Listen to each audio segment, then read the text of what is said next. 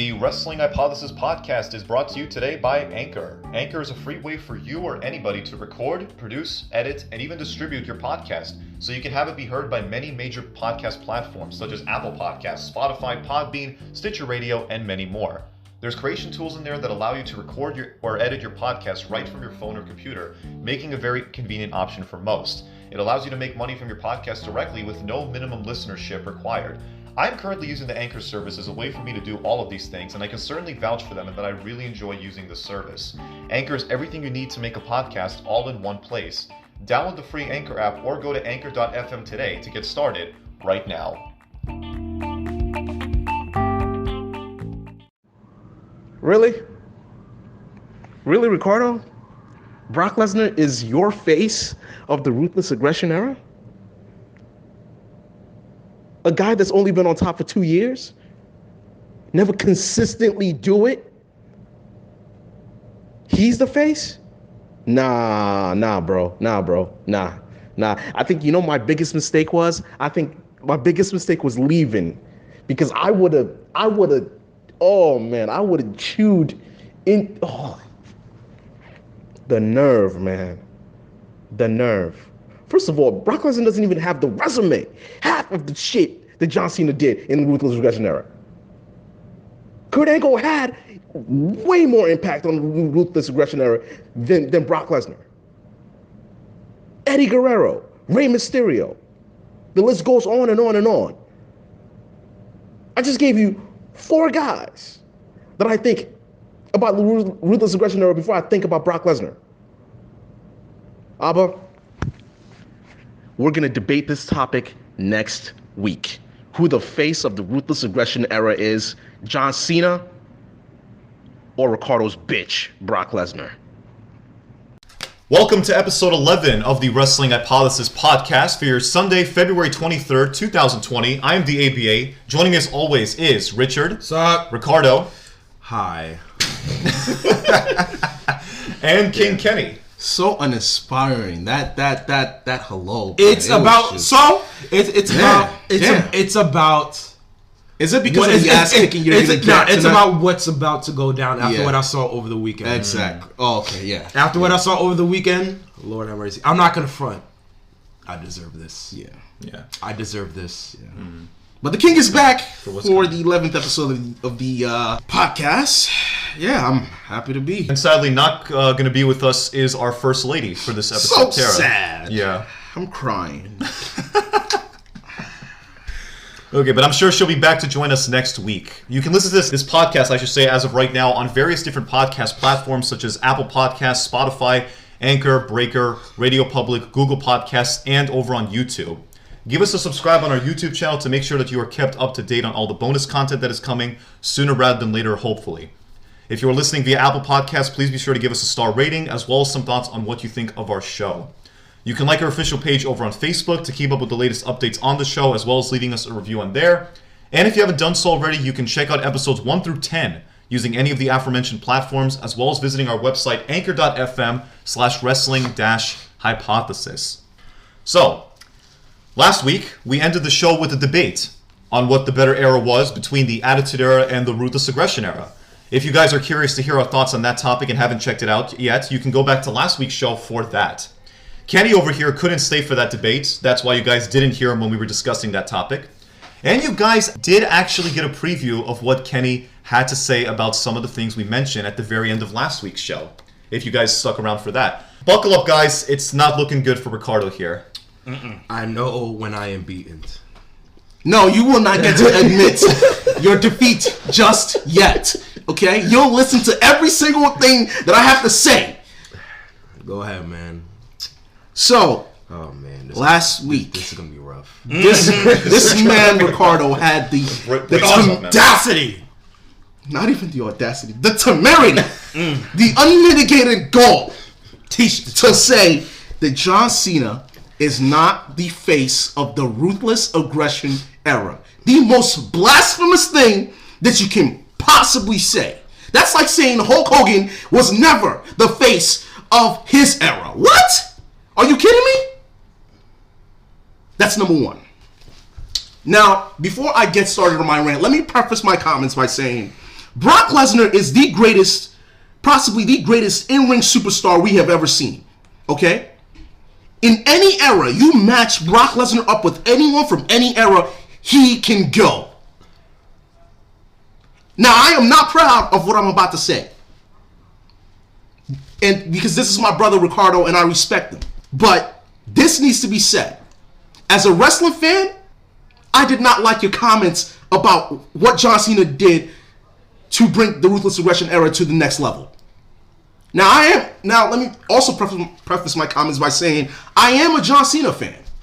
Like many of you in 2005 to maybe, the back end of 2008. But I stayed on as a John Cena fan because I'm not a sellout. Okay? John Cena's dominance over a longer period of time in the Ruthless Aggression Era is unmatched by anyone. That includes Brock Lesnar. That includes Eddie, God rest his soul. And that also includes Kurt Angle. So the fact that this man, right, recognized that and also dismissed it was quite frankly appalling. That's number one.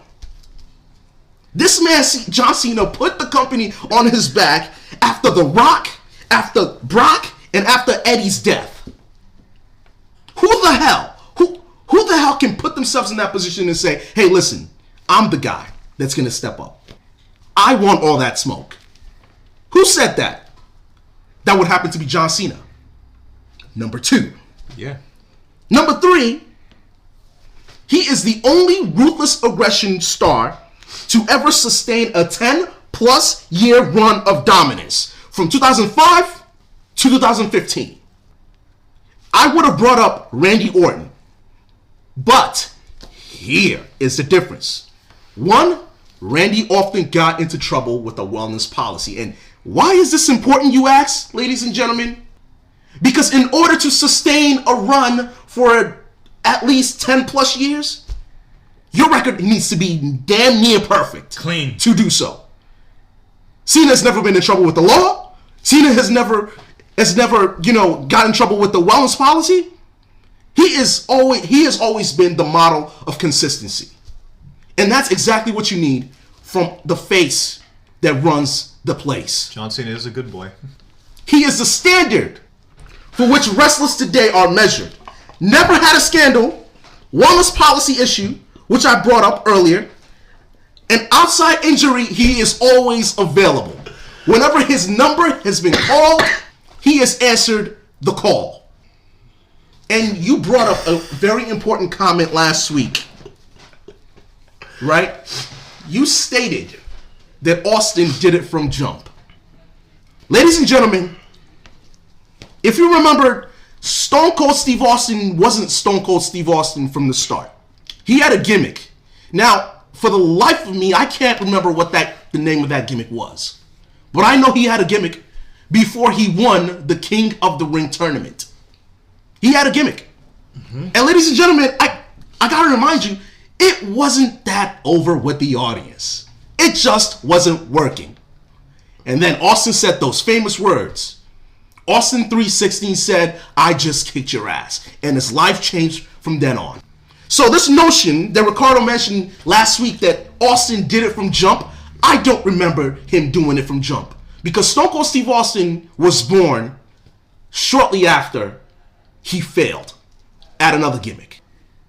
So, John Cena failed at being, I guess, I don't know, the guy that wears different pants to every, city that he visits or every city that they're in that week. And he failed at that. Similarities. And then 4 months later, shortly after that, at the Halloween party on Friday Night SmackDown, he busted out the rap. Doctor of Thugonomics was born. And the rest is history. Paralleled. Austin never did it from jump. He did have growing pains. He wasn't perfect. Okay?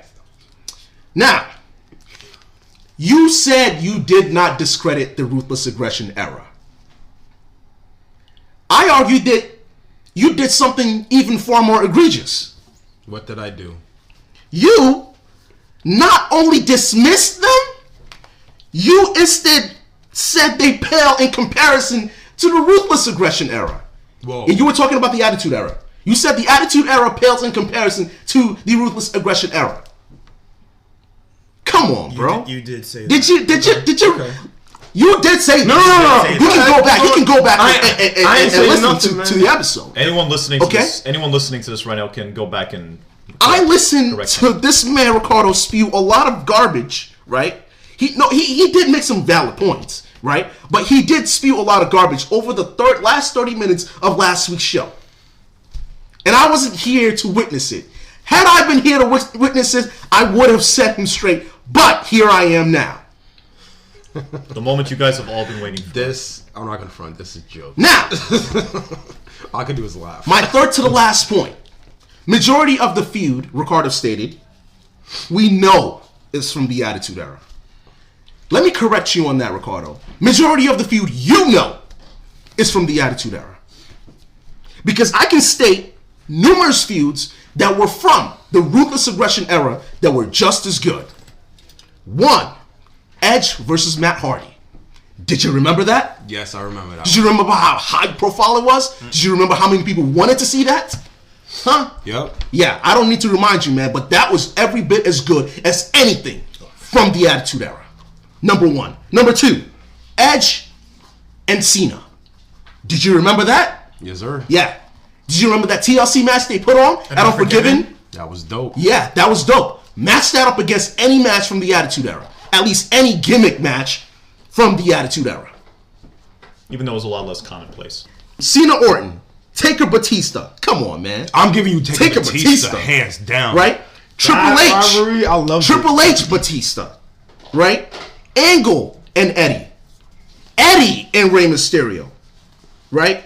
Triple H and Shawn Michaels. Bro, what are you talking about? Majority of the feud we know is from the Attitude Era. What?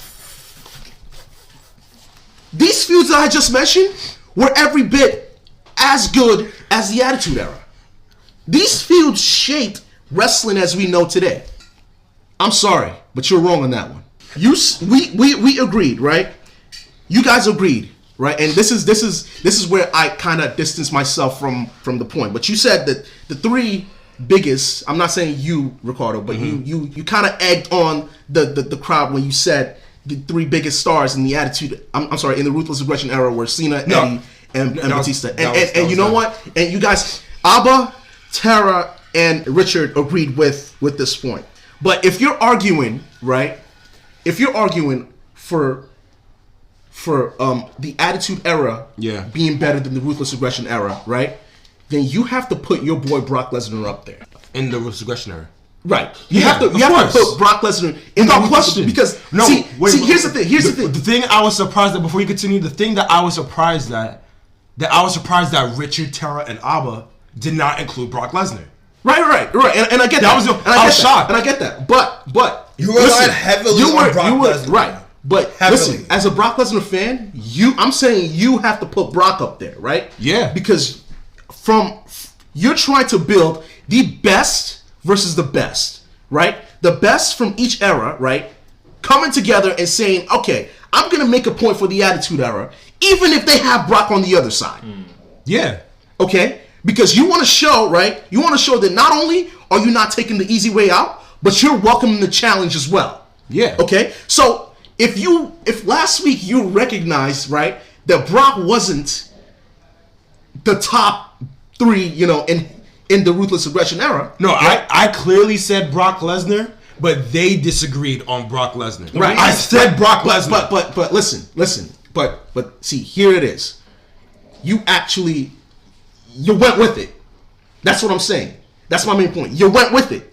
And because you went with it, right, you're acknowledging that Brock is not part of that group. And if you're acknowledging that Brock is not part of that big 3 in that Ruthless Aggression Era, how the hell can he be the face of an era he wasn't, the big 3 in?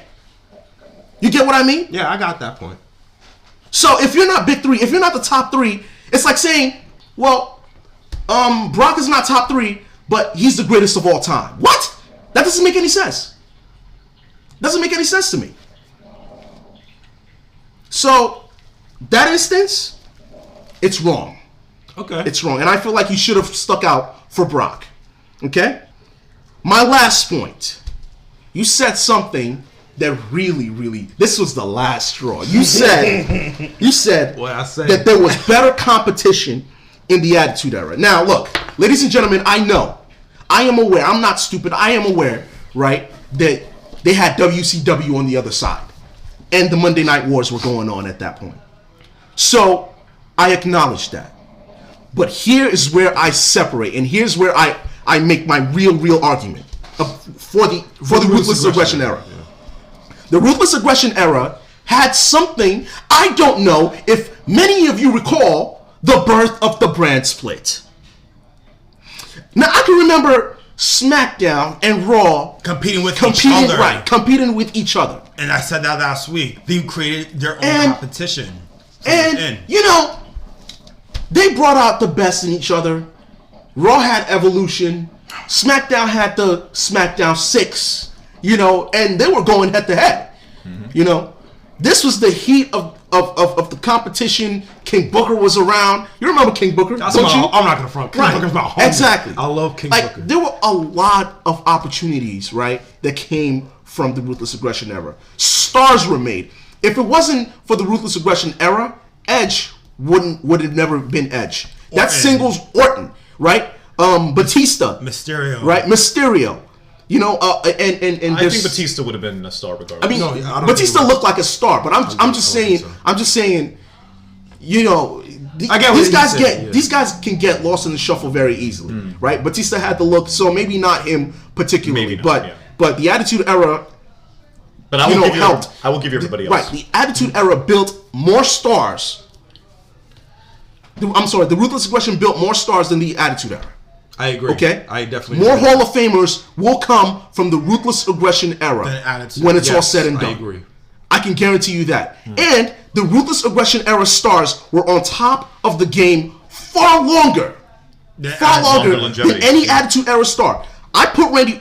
I'm not even going to give you John Cena because John Cena is in a class of his own in terms of longevity and how long he's done it and how long he's been on top. Take Randy Orton, for example. Randy Orton has been on top of the game longer than Stone Cold Steve Austin has. I'm not saying by any fact that Randy is better than Stone Cold. I'm not saying that. I'm saying if you match up their careers from side to side, put Randy Orton's resume up, right? If you cross out their names, right? You put Stone Cold Steve Austin's career, right, next to Randy Orton's. Most people will pick Randy Orton's career because he's accomplished a hell of a lot more than Stone Cold Steve Austin. He actually doubled it. And that is by and large because he was on top for a longer period of time. And plus, if you... And guess what? That's not even their biggest star. Randy is not even their biggest star in the Ruthless Aggression Era. That would happen to be John Cena. So you put up John Cena up against any other star that's ever graced the ring. To be fair, you pick his career. To be fair to Orton and Steve Austin in making that comparison, the reason why Stone Cold didn't have anywhere near as long of a longevity in his career, in his prime, is because of injuries. Randy Orton never suffered. Well, Randy Orton did suffer some big major injuries, but nothing like. But guess what? I know what you're saying, but I know what he's gonna say. But guess what? He got it. Watch. Isn't it part of the game? Of course it is. You see, injuries. Things happen. Right. Shit happens to people. Things happen. But guess what? The best ability is availability.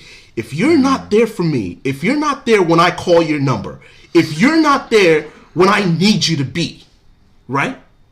And if you're not there to carry the business, remember, right? When Steve Austin left and when The Rock left, whose number did Vince call? Vince called Triple H. Vince called The Undertaker to hold the fort down until we find somebody that can bring that is box office, that the fans will come in and see. Asses in seats. That's the most important thing. Stone Cold did that. But listen, Randy, right? Say what you will about Randy, but Randy, he's got a box office. It's not as box office as Stone Cold Steve Austin now. Come on. Or even John Cena. Right? Or even John Cena. But he can fill some asses in seats, right? So if I call Randy, right, Randy has been there more times than we can count, right? Yeah, he's had some issues with the law, and that's why John Cena is so much important, because he was called, right, time and time again. He was there, Yes, Stone Cold had the injuries, and we're not really gonna hold it against him. And Stone Cold is still better than Randy Orton, right? In terms of, I'm not sure in terms of wrestling, but in terms of being box office, in terms of in terms of wrestling, with Randy the audience, better. right? Randy Orton's way better. But listen, Stone Cold, I don't want to take anything away from him. Stone Cold was great, fantastic. For the Attitude Era, for what it was probably one of the best eras. But I think the Ruthless Aggression just did a lot more, man. Like, it just did a lot. It just created, right. That you can feel the effects of if today. Cena wasn't there, you knew that Chris Jericho and Randy can hold the fort down. And they did. They did. So, for me personally, I just don't think you had 3, 4, 5 guys outside of John Cena, right? You didn't have that in the Attitude Era. It was either Rock, Austin, or no one. It was bust. No Triple H? Triple H to some degree, but listen, in the Ruthless Aggression Era, if I didn't have Cena, I got Orton. I have a better version of Triple H, by the way. Well, Triple H in the Ruthless Aggression Era. Listen, say what you Finish your thought. Triple H in the Ruthless Aggression Era was better than Triple H in the Attitude Era. Hunter Hearst Helmsley, I don't want any parts of him. Let me ask you this. Really? What, in your opinion, when we kind of alluded on this, I asked you this, what would you say is Triple H's best year? See, you guys said 2000, right? Yes. I say Triple H was at his prime when he formed a faction that shaked the annals of the WWE history. He's talking about Evolution. Yeah. Yes. I got that. Okay? That was when Triple H was at his best. And then the game Triple H? Now, see, the game Triple H was different than any other Triple H I've ever seen. I truly believe that the game that you saw facing the Undertaker in that Hell in a Cell match, or even, or the year prior to that, yeah. I believe that's probably the best Triple H we have ever gotten. Because he was smarter, he was quicker. Well, that's true, yeah. And he was just better, and technically speaking, he was just better. So I truly believe, right, that you name any star, right, and this is my last point, right, and this is where I wanted to actually challenge Ricardo on when I first heard his comments about the stars that the Attitude Era created. When you look at the stars that transitioned from the Attitude Era to the Ruthless Aggression Era, stars like the Undertaker, essentially stars like the Undertaker, stars like Triple H, right? Those two, you look at those two, right? Were they their best version in the Attitude Era or the Ruthless Aggression Era? Because I can make an argument, right? I can make an argument. I would say Ruthless Aggression. Right. I would make an argument that the Undertaker we saw, especially the Dead Man, right, was better than any other version of the Undertaker we've ever seen, right? That's a fact. American Badass in the Ruthless Aggression Era, right, was the most personable Undertaker we have ever seen. Okay? Very underrated. Very underrated. People used to shit on him. Right, Triple H forged his name as a Hall of Famer, legit, legend, in the Ruthless Aggression Era. Period. Edge, Jeff Hardy, our boy, right? Boy, Jeff Hardy. Forged his name in the Ruthless Aggression Era as a singles competitor. Come on, man. Stop saying that these we got a litany of stars in the Ruthless Aggression Era that were way much more of a box office than no question. than the Attitude Era. So I don't want to this notion that the Attitude Era gave birth to more stars, or they had more. No, they did not. Jeff Hardy, he was an afterthought, and this man sold more freaking shirts than the face of the company at one point. CM Punk, when he came later, like at the back end of, I believe it was probably middle of 2008 to the back end of 2009. I know 2009 wasn't the Ruthless Aggression Era, but it started fading, shortly after, 2009 hit. But CM Punk was another star that people fell in love with in the Ruthless Aggression Era, right? He later transitioned into to the PG era and then made his mark on the industry there, right? But right, he was out selling more shirts than Cena at one point. So can we really look at the Attitude Era and say it created more stars? No, we can't. It didn't. It didn't, because the Ruthless Aggression Era paved the way for more stars that this company has ever. Fuck the company. Wrestling has ever seen. Most of them transcended wrestling. Because when Look you what said, Cena Batista. Yeah, because when that's my point. Because when he said last week that it made more stars than the Attitude Era, I'm like, me, Abba, and Tara said, you have a point, but in the Attitude Era, going back to your point, what you just said, Kenny, we saw them in the Attitude Era, but they became known as stars in the Ruthless Aggression Era. Because when we saw first Edge, we saw Jeff Hardy, we saw, give me another one, Triple H, Taker, and stuff like that. Triple H and Taker, they were stars. They were stars. But in terms of Edge and Jeff Hardy, they were legends in the Ruthless Aggression Era, though. Exactly. They were just afterthoughts. Because when we first saw them, they were tag team specialists. Right. They didn't pave the way until Ruthless Aggression Era as a singles competitor. Yep. We saw them as tag teams. Mm-hmm. All right. For the Ruthless Aggression Era, I would say, Kenny, that argument was solid. Very solid. I'm not gonna lie to you, I can't disagree with almost anything he just said. I can't. I would say, in terms of the stars that he mentioned that strive better in the Ruthless Aggression Era, by far, he got that. Because the real thing, one of the number one things, if not the number one thing I really liked, was when he compared Randy Orton to Stone Cold Steve Austin. Mm-hmm. I really like that comparison. Because let's be real. Stone Cold's better than Randy Orton. Yeah. Stone Cold is better than Randy Orton. Box office. You want to see, by far. Yo, tickets will sell out in minutes for Stone Cold. The thing is, with Stone Cold Steve Austin, here's what people don't understand. And here's what I mean by presence. Let's say that let's say there's a block party on this block, right? Austin could just walk right and not say a word. Everyone's clamoring to Stone Cold Steve Austin instantly, right? If a Randy Orton came in, don't get me wrong, Randy Orton, I'm not gonna lie to you, I consider Randy Orton box office. Randy Orton is box office to me, right? But at the same time, people will question like, yo, who is that, right? Austin brought the persona of what the Attitude Era is, of what it generally is all about, right? And I really like that comparison. And besides, Randy Orton doubled on championship wins than what Austin did. Austin's a 6-time champion. Randy Orton's a 12-time champion. 13. So he's 13. Yeah, all right, he's 13. More than double. 13-time world champion, right? And stuff like that. So I love that comparison when he did about Randy Orton. So because I give you that. I'm not done yet. Okay. I'm not done yet. Yeah, because I was talking directly to him. He was talking directly to me. Yeah. He got that. I had to address this man. He got that.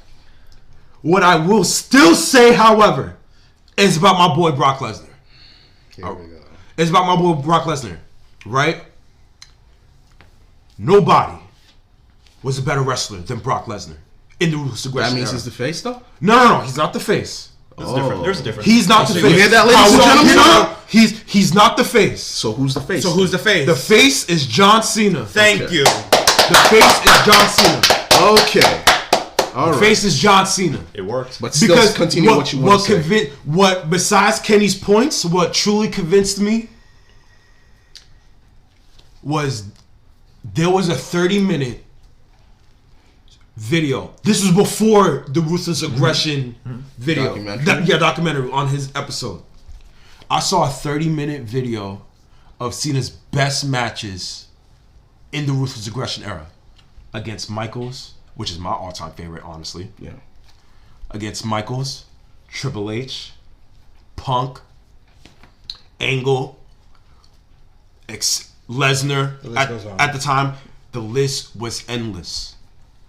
I was like, I can make a case right now that any match, that Every match that I literally just said can main event of WrestleMania. Each one. I think Cena faced I think Cena faced more legends than your boy Brock because he was longer. He did. Any match that Cena had in the Ruthless Aggression Era would main event of WrestleMania. I mean, dead serious. Like the one he had against Punk. Lord have mercy. The one he had against Punk. One of the best TV matches. Legendary. Right? The one he had against Shawn Michaels in London. Legendary. And I don't care what anybody says. That match should have been for the WWE title. That hour-long match, no commercial break, and Shawn Michaels, and we got JR having a fucking heart attack, cheering for Shawn Michaels, and Shawn Michaels won. I'm like, that ending was beautiful. Yeah. I'm telling you right now, if Shawn Michaels won that match at WrestleMania, that would have been the greatest. I'm talking about seriously. That would have been the greatest WrestleMania of all time. Yeah. 23. Main event of all time. And you know what? No. I'm talking about all time because you know why? And you know what? Hold up. You know why? Because it'll be the first time since WrestleMania 12 since he won in WrestleMania 12. He hasn't won the WWE title at WrestleMania since he beat Bret Hart. That's decades. The thing with Shawn Michaels is looking at his career. Oh my God! Looking at his career on the whole, he's not all about winning championships. That's why he's my number one. And this is why same as Undertaker. Yeah. No, Undertaker's different. He's more known. He's beyond the championship. He's beyond the championship. No, but he got more chips than Michaels. Yeah, but the thing is, if you really think about it, in the Ruthless Aggression Era, each brand had their own veteran. For Raw, it was Shawn Michaels. For SmackDown, it was Taker. At the time for Ruthless Aggression Era, and it goes back to your point, it wasn't about championships. Well, it was, but then again, it really wasn't. It was all about development. Exactly. It was development. Development for the person that they're actually facing. Look what Taker did to Cena at Vengeance at 2003. Yeah, I'll give you that. That match looked like $1 million. That match was match of the night. Yeah. At Vengeance. Yeah. Shawn Michaels and Orton. Correct. Right. Shawn Michaels and Orton. Shawn Michaels and Edge. Shawn Michaels and Edge on that one. Shawn Michaels and Edge. Orton and Mick Foley. Shawn Michaels and Chris Benoit. Orton and Mick Foley too. That was a great. It was Mick Foley's job to propel Orton. You see what I'm saying? Like the what about Edge and Benoit? Edge and Benoit. That's it. Edge and Benoit. Who propelled who though on that one? No, at that time, youngest winner of the world title right there. At that time, Randy Orton. It was Orton. It was he's talking about Edge and Orton. He's talking about Edge and Benoit. He's talking about Edge and Benoit. Edge and Benoit, they propelled each other. They propelled each other because I think they all propel each other. No, because at the time when they were feuding, Edge just became a heel. Remember that. At that time, Benoit was on the come out because he won the Royal Rumble at that time in 2004. Edge was about to be a full-fledged heel. So they propelled each other. Remember the main event on Raw? 3 weeks after Survivor Series 2004 when Edge and Benoit was the final two of that Battle Royal and they both fell to the floor. The crowd half was shading for Edge, half was shading for Orton. Thank you, Benoit. Like, they were on a standstill and look what happened the next week. They were in the main event of Raw. For Triple H's World Heavyweight Championship, despite they both lost. They propelled each other. Okay. And that there's a really underrated I think moment where I think it was Benoit, Triple H and Shawn Michaels in a triple threat match. Remember that? At 20? No, you said triple threat. Yeah, in a triple threat match. Yeah, it was Shawn Michaels, Benoit, and Triple H. And Triple H, yeah. That matchup, I think. Oh yeah. Oh, I'm sorry. 20. I thought you meant 2020. I was about to. WrestleMania 20. WrestleMania 20. Yeah. That was very underrated. I think that Benoit needed that, that W because he was. Triple H and Shawn Michaels were already established. Yeah, he was at the cusp of it, and that's what I mean by creating stars, right? And the main event of Mania. Right. Like it created who were the real stars of the Ruthless Aggression Era, Like you can point to a litany of guys. Yeah. Right? Mm-hmm. Like when you look past Cena, right, you can point to Benoit at some point. You can point to, Kurt Angle still. You can point to Triple H. You can point to Batista, right? You can point to Edge. Like, bro. Like can you point to that? Like, stars. Yeah, like you in the Attitude Era, you had I believe you had Taker, you had Rock. Yeah, You had Triple H. Austin. You had Austin. Yeah, right. Kane. I'm sorry. No, I'm saying like you had who? No, I'm saying I'm saying if you I thought you was gonna forget another star, so I was about to say Kane. Kane. Okay, yeah, Kane. Kane. He was also a veteran. I mean, yeah, probably. I mean, I'm not gonna front. up there with the best big man. Wait. But, Before those you 5 continue. stars, right? Compared to the Ruthless Aggression Era stars, right? Not to mention Eddie and Ray as well, right? Because Ray did win a world title in the Ruthless Aggression Era, he did. right? And Eddie did beat Brock, right? did. So They were on the come up, but they were also veterans. Right, exactly. You have like 8 guys that I just mentioned from the Ruthless Aggression Era, Compared to right? 5. Compared to like 5 main guys from the Attitude Era. I would argue that the Ruthless Aggression Era not only created more stars, but at certain points were more box office. I love You said in the Attitude Era, Kane was dominant, but I'm not gonna front. In the Ruthless Aggression Era, he took it to another level. Exactly. He took it to another level. Exactly. And I'm not gonna front. I was like, Yeah. Kane will never do this in the Attitude Exactly. Era. When he burned JR, I didn't expect that. See? I was like, oh shit, See? time out. See? And then There we go. And then I'm making your point. yeah. And then when he what else he do? He attacked. He put the gasoline in that tank. Yeah. And then he tried to burn Shane. He tried to burn Shane. I was like, yo, this nigga's thinking about death. Yeah. I was like, shit. See? I was like, I ain't gonna front. And there we go. before they ruined him. Remember when I mentioned earlier, right? He tombstone Every star. He tombstone Linda. I forgot about that. He choked some He air tombstone on the Linda. stage. I remember. Remember? I was like, yo, he violated. I'm like, yo, he tombstone my own grandmother. I was like, shit. Remember? I was like, I love Linda McMahon. I love her. I mean, I'm not gonna front. I like Linda's like the mom. It's like she's like everyone's mom. What She's you the want. most sane out of all of them. Yeah. I'm Yeah. like, yo, he tombstoned the shit out of Linda McMahon. But shit. But remember, this brings it back to my point when I mentioned earlier, every Attitude Era star that transitioned, right, to the Ruthless Aggression Era were better. Were better versions of themselves. Taker was a better version of himself. Randy was a better version of himself. Hardys. The Hardys were a better version of themselves. Edge was a better version of himself. You know, Eddie. Did we mention Eddie? Yeah. Yeah. Okay. Rey Mysterio, Benoit. You know, the list goes on and on and on and on and on. So say what you will, man, but you're not winning this argument. Oh, nah. Gotcha. Okay. Now. Take this out. He's taking it like I took it like a champ, bro. He did. I took it like Credit a where champ. credit's I'm due. good. Ricardo, I am good. he's doing good. I'm looking forward to this next episode of the Ruthless Aggression Era. It's my best team of all time. Evolution. Okay, let me mention this before. Speaking of Evolution. Wait. I love Evolution. The greatest faction known to man. I will challenge. Yes, it is. I will challenge. I'll pick Evolution to my deathbed. One faction for my life. Evolution, hands down. Yeah, that's a fact. Hands down. That's a fact. Hands down. The Dude, Shield, I'm not the Shield discrediting came anything. close, but they don't got the bodies. I'll give him. That's How, it. do you know that. which team has over Man, can I just get to what I want to say? which team has over 30 world championships combined? I don't think anyone is arguing. No one's Please, arguing. please Thank go you. on. Thank you, sir. Evolution. I don't think everyone's arguing. Funny you mentioned Evolution Triple H. t-shirt, Funny you bro. mentioned Evolution because I want to get to this point big time because I don't want you guys to overlook this little fact. Big fact, I should say. About Triple H. Look at every single time throughout his career that he is at his most over with the crowd as a box office draw. Right? Right. Look at over the entire 25-year span of Triple H's career in WWE. Notice how whenever he is paired with someone else, whenever he is aligning himself with someone else, that he is at his most over and his most relevant. Yeah. I would definitely argue that.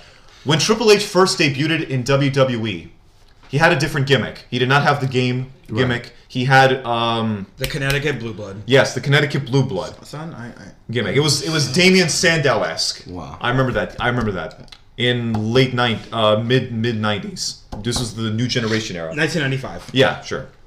Triple H wasn't doing jack shit in terms of relevance and getting the fans to care at the time. But I would argue the first time he was ever really relevant was when he was paired with China. You talking about in the Attitude Era? The first time he was funny you mention that. Yes, this was in the early stages of the Attitude Era, and this was when Triple H, I would argue, is was at the first time he was ever truly relevant. Because he paired himself with China. Nobody's ever seen a woman like that on WWE television. And it made him interesting. Yeah. It made him interesting. People were more interested in China. Let's be honest about that. Yeah. Triple H needed time to develop and to, absorb some of that charisma from that China was getting naturally because of just how different she was. You know how he low-key, to some degree, like he kind of fell off in the early stages of the Attitude Era for him specifically. Yeah. When it was his job to maintain that main event status as soon as Shawn Michaels so-called retired. Absolutely. After WrestleMania 14. Absolutely. After WrestleMania 14, Shawn Michaels went straight up to Triple H like, yo, you got to take it, right? Mm-hmm. You got to take it. But within along the months going down the Attitude Era, he fell off because they focused on DX instead of him. But that's the thing. That's the problem. That was the problem. I know that, but I was gonna say that's the thing. In terms of Triple H, you are right. To me, because everyone knows around this table, I'm a diehard Triple H fan. Everyone knows I'm wearing this t-shirt for a reason. In 1998, remember how last week I said 2003 was his proving ground for Cena? Yeah. Yes. 1998 into 99 was Triple H's proving ground. Yes. In 1998, his first big win was when he won the Intercontinental Championship at SummerSlam of 98. Okay. A great ladder match. That's an underrated ladder match, bro. People sleep on that. Very underrated. These kids don't know. Into 99, he joined the corporate ministry, which I think was a big blow for him. It was low-key a blow. No, not really. You have a point, you do. But right after Austin and Taker's rivalry, summer of 1999, the following year, right? Ricardo, remember how Triple H said, I will do whatever it takes. That interview he had with JR. I remember that one. Yeah. That interview he had with JR made him stood out of everybody. He said, I don't give a shit what anyone thinks. I will make it to the top. He had the nerve. I was shocked. Me and Ricardo saw this the other day. He called China an ungrateful bitch on live television with enthusiasm. I'm like, Jesus Lord. The minute he said that was the real Triple H that came out. That was the real game that came out of him. That challenged for the WWE title on multiple occasions. Originally, he wasn't supposed to win the WWE title in SummerSlam of 99. But he won it the next day on Raw. And he was livid because you mean to tell me you made me do all this work for this match at SummerSlam 99 and I went the next day on Raw? Yeah. What? Like, Kenny, if you were in that situation, you would be pissed off. Yeah.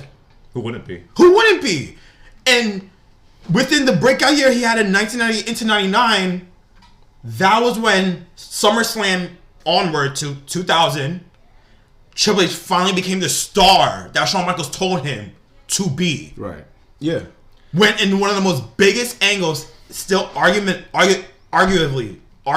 to this day, that his best angle to become a top star was his biggest rivalry with Vince. Arguably. You know, all that sounds fine and dandy, and you gotta respect the growth. Yeah, that Triple H had. But what he did in the Ruthless what he did in the Ruthless Aggression Era was valid. Let me say something about that. You guys. Yeah. Go ahead. What happened? Go ahead. All right. So after China, where did that lead into? DX. He mentioned that. Yeah. He got around a group of younger guys, like pretty much in the same level as him, but never were going to be as big as him. You had X-Pac, you had Billy Gunn, Road Dogg, right? China. Lots of side pieces. Lots of side pieces. Exactly. I don't care what anybody says. What I'm about to say, DX wasn't all that. Okay. To me, I mean, honestly, okay. The only two people we cared about in the DX, Triple H and Shawn Michaels. Right. But that is DX. No, but that's he's DX. right though. He's right though, because in DX in 1999 into 2000, it wasn't about Road Dogg, X-Pac, Billy Gunn. It was literally about Triple H. Yeah. Because remember, like the rivalry I just said that he had with Vince at 99 into 2000. The rivalry that was red hot at the time was Triple H against Vince at Armageddon. Triple H only needed people as backup to push him to the next level. Hell yeah. That's what he did with Evolution. Whoa, I wouldn't say that. No. I'm talking about. Different. Evolution is different, but I'm talking about having backup. No, dude, it was keeping him relevant. No, because it was keeping him relevant because, like, let's be real. When it comes to Triple H and a faction, Okay. So I think because I mean you brought up a good point, but what this man is gonna say next? Yo, go ahead, because I think you got it on this one. Let's be real. You said they were backup. No, hold on, wait. You said DX was backup. You said DX DX was backup. Let me tell you how you're wrong in terms of Evolution. Right. In terms of Evolution was the first, literally was the first faction you could literally say everybody was equal. Everybody was equal. Yeah. No. Okay. No. Because you said they were backup. That's what you said.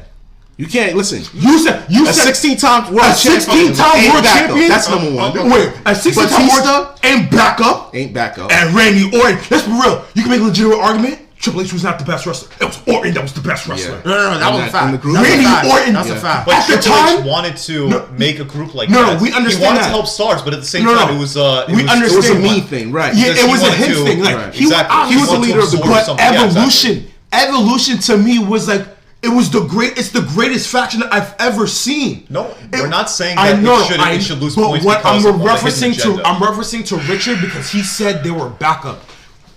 Randy Orton to me was the most polished at the time. Was the most polished star on Raw. And plus, remember back. You're gonna see it next week in the Ruthless Aggression Era series. At the time when Evolution first started, remember it wasn't supposed to be Orton in that discussion. It wasn't. Okay, so it was supposed to be. It wasn't. Wait, what? No, yeah. So I saw in the Triple H DVD when he was talking about Evolution. Look, like He's talking about way back. Yeah. Thy Kingdom Come. Triple H said this himself when he was talking about Evolution.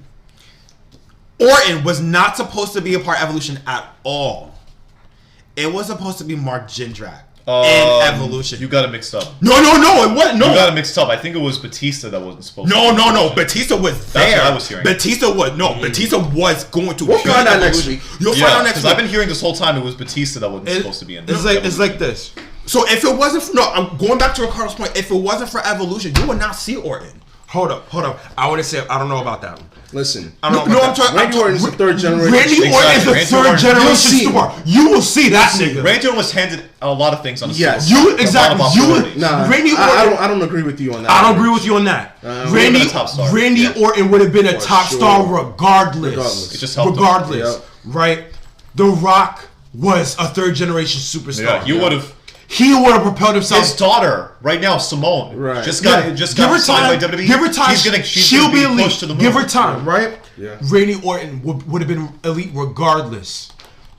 Evolution, when Triple H said past, present, future, that was like you can't find a lineal of 4 stars that represent that quote better than that.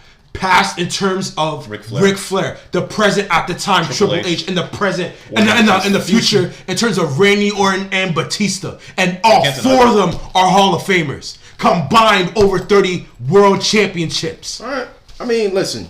All that seems fine and dandy, but let's wait until next week. Yeah, to but talk about until then, Evolution. I just wanted to point out this little aspect of Triple H. If you notice a pattern throughout his career, like he had to be associated with others to be at his most relevant to the fans. Right. You know how difficult it is for a guy like Cena to do it by himself. Exactly. Man? But he was pushed with no. Listen, With no help. I don't even believe that to be true because think about it. Think about Which one? Think about it. To be pushed. Yeah. I don't believe that because a lot of people say that Cena was handed everything. No, I You don't know, know. Cena had to earn something. I don't want to earn it. And here's where I depart from that, because Rock left, Stone Cold left for good reason, right? And Brock left, right? And then Eddie died, right? Like these things seem to pile on top of each other. Goldberg left. Goldberg left. Like, Yeah. so who do you turn to, right? The guy that everyone hates in the locker room. At least most people do. Right? How jealous was. Right. They were jealous to me. So No, that was pure like jealousy. how can you surround yourself with people that don't like you very much, right? Don't want to see you succeed, and then you do it. And not only do you do it, you become a legend, right? Like, it's unprecedented. Like, we really never seen anything like that before, right? So to buffer my the point that I'm making, Cena never had an evolution. Cena never had a DX. Cena never had a faction that he could, sit behind and call his own, right? He was the one man. Like, you can literally argue that he was self-made. Like, this guy, I mean, obviously Vince McMahon, gave him the resources, but you've got to show me, right? True. That you can be relied upon, right? You got to show me that every time I call your number, you got to be there. And listen, staying on that top guy topic, we may not want to admit it as easily with Roman Reigns, but I felt like it was worth mentioning since you were talking a lot about relying on the top guy. Right? But Roman Reigns is reliable. Back then, it was a little bit different. Yeah. It was dicey. But right now, you don't really need to rely because it's the company. It's its own entity. Like, you can't, you won't have a John Cena anymore. I'm sorry, they're not. You won't have That's a John Cena no anymore question. because he's at some point, like, you become bigger than the company itself. Yeah, when That's what you are WWE's a face, and that's why WWE is so worried about not pushing somebody to the point where they're the company, but it's and to the point they're getting all these outside opportunities. The thing is, with this generation, based on what Kenny said, because Cena left the glare. It's similar to when Austin left. Yeah, it's similar to when Austin left. It left a void. When Rock. No, Austin. No, I'm saying Rock too. No, I'm saying Rock too? No, I'm Okay, saying fine, Austin fine. because he was just unhappy and he was getting injured. Right. Rock But was Rock- because he was yeah. healthy. He was in his prime. When Austin, he went to Hollywood. When That Austin was his slash choice. Rock left, and then now Cena left. Yeah. There is no top dog that To fill the void. Yes. to fill the Yes. void, and that's what this era needs. Right? I honestly don't think they need a face. You don't think They so? never. Because Well, yeah. you don't think so? Here's the thing. No, I don't either. You know what makes NXT so great? Right? You're right. Yeah. NXT. It's like a revolving door Yep. of faces. Anyone right? could be the Four, face. Anyone. 5, 6 top guys feasible. Right, exactly. And that's what the Ruthless Aggression Era was. That's it. You you had a face in John Cena, You right? did. But he didn't become dominant until 2009, 10, 11, 12, 13, 14, 15. Right? But you can point to like 6 guys that were Yeah. literally on top. And you're like, oh shit.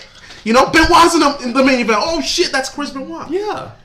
Edge is in the main event. And yeah, along I the can way, get you were behind building that. up Orton, Batista, Exactly. Ray. Yeah. Exactly. So to me, it's not even about finding a face, because I think the Ruthless Aggression Era kind of proved that even though Cena was a focal point, you still had stars that you could rely on. Nowadays, not so much, right? I think NXT is the perfect example of what a wrestling brand should be. And I feel like with enough time, AEW too. Oh yeah.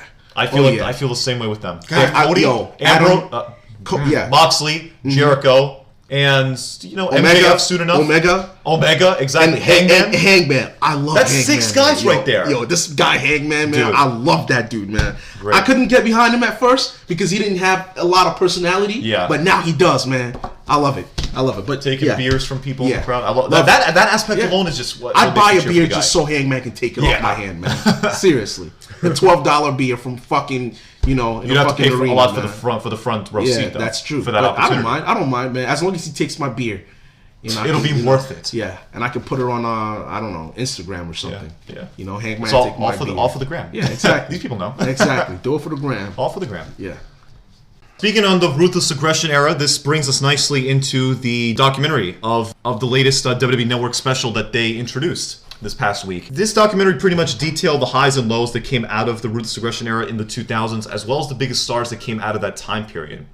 On the first episode of the show, this was mostly just a recap of the Attitude Era, which preceded the Ruthless Aggression Era, as everybody knows. I didn't really learn anything new or groundbreaking from this episode, although I did love the explanation they gave us here for why the WWF was changed to WWE.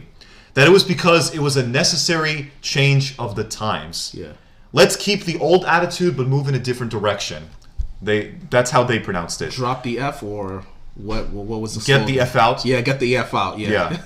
Yeah. That was nice. I don't blame them for doing that, but they really just wanted to tiptoe around the fact that there was a lawsuit with the World Wildlife Fund, the real WWF, over who has rights to the initials, and that they lost the case completely, and that was the reason why they changed to WWE. Nope, they didn't mention any of that there. I honestly couldn't blame them because it didn't look good for their image. Right. But, the rest of the episode just highlighted the shift in momentum for the company at the time, with events like Rock transitioning over to Hollywood and Stone Cold walking out on them due to creative indifference. They pretty much relied on established names that they had left in Triple H and The Undertaker to work with the younger talent. Which, honestly, it didn't really stuck out to me until they actually mentioned it. Right. That it was Triple H and Undertaker that really carried the transition period from Attitude to Ruthless Aggression Era. And I gotta say, it did transition well into the next episode of the documentary, which we might as well get to with episode 2. And this episode took a look at the early years and development of one John Cena. You guys may have heard of him, John Cena. Yeah. This spanned from his days over at OVW, WWE's then developmental system, all the way through to WrestleMania 23 in 2007, when Cena was in the main event. One big takeaway I had early on was John Cena saying that he outright failed at truly having ruthless aggression, if you guys caught that. Initially, I was caught off guard with him saying that. Same. Yeah. But I knew exactly what he meant. I know specifically. It took me a while to get it. Cause if people don't really understand what he meant by failed, what he wanted to do was that he wanted to get into the Ruthless Aggression Era with success. He's talking about on the spot. Right. That's what he meant. Yeah. Right. And he's talking about something no one has ever been able to do in any era. Exactly. In any era. Get over it immediately. Immediately. He thought, at the time when he fought Kurt Angle, he thought he won on the spot because he got the respect of Angle, all the other Taker, all the other niggas in the back. But then he learned through the process towards Ruthless Aggression Era, you gotta do that shit every week. It's not like how you got it 1 week and you just chill out, you just relax for like 3 other weeks, because he saw his progression and popularity went down after the match he had with Angle, and that's when the fans started to turn on him, saying how he sucks, he's boring, because he didn't keep that momentum going. He had no personality. He had no personality, and also no character. Yeah, and that's in his turns that showed how he failed. He failed in quotation marks until the he was good in the ring, but he was devoid of any character or any reason for us to get invested in him, because he didn't keep that momentum going from the debut week that he had against that showing against Angle in his debut match. And that was where the Doctor of Thugonomics persona came in, and it did wonders for his career. 4 months later, right? Sure. 4 months later. Yeah. Another big takeaway I got, John Cena had it going back to his days in OVW. That early footage that we saw of Cena showing off personality and character. Yeah. I never saw that. We never saw that. I was like, this motherfucker. Some taste that we've never seen. Yeah, because what was interesting, because remember at the time, whoever's booking stuff at the time, they went to go to see OVW. They said Rico. I'm like, nah. Did you see John Cena? Yeah. Rico was like out of the picture. Right. They were trying to push Rico. They tried to push Rico. They tried to get Rico, but instead they got Cena because John Cena at the time in 2002, had personality, charisma, great mic skills. That's what they wanted. He was a star. He was the star. But the minute he got to WWE, he lost it. And then later on in the year 2002, they were away in the UK tour that they always have twice a year. He found out that around Christmas time, he was going to get cut. So he overheard that Rikishi, Mysterio, and all the other guys was freestyling back in the bus, and he started to chime in. He did it.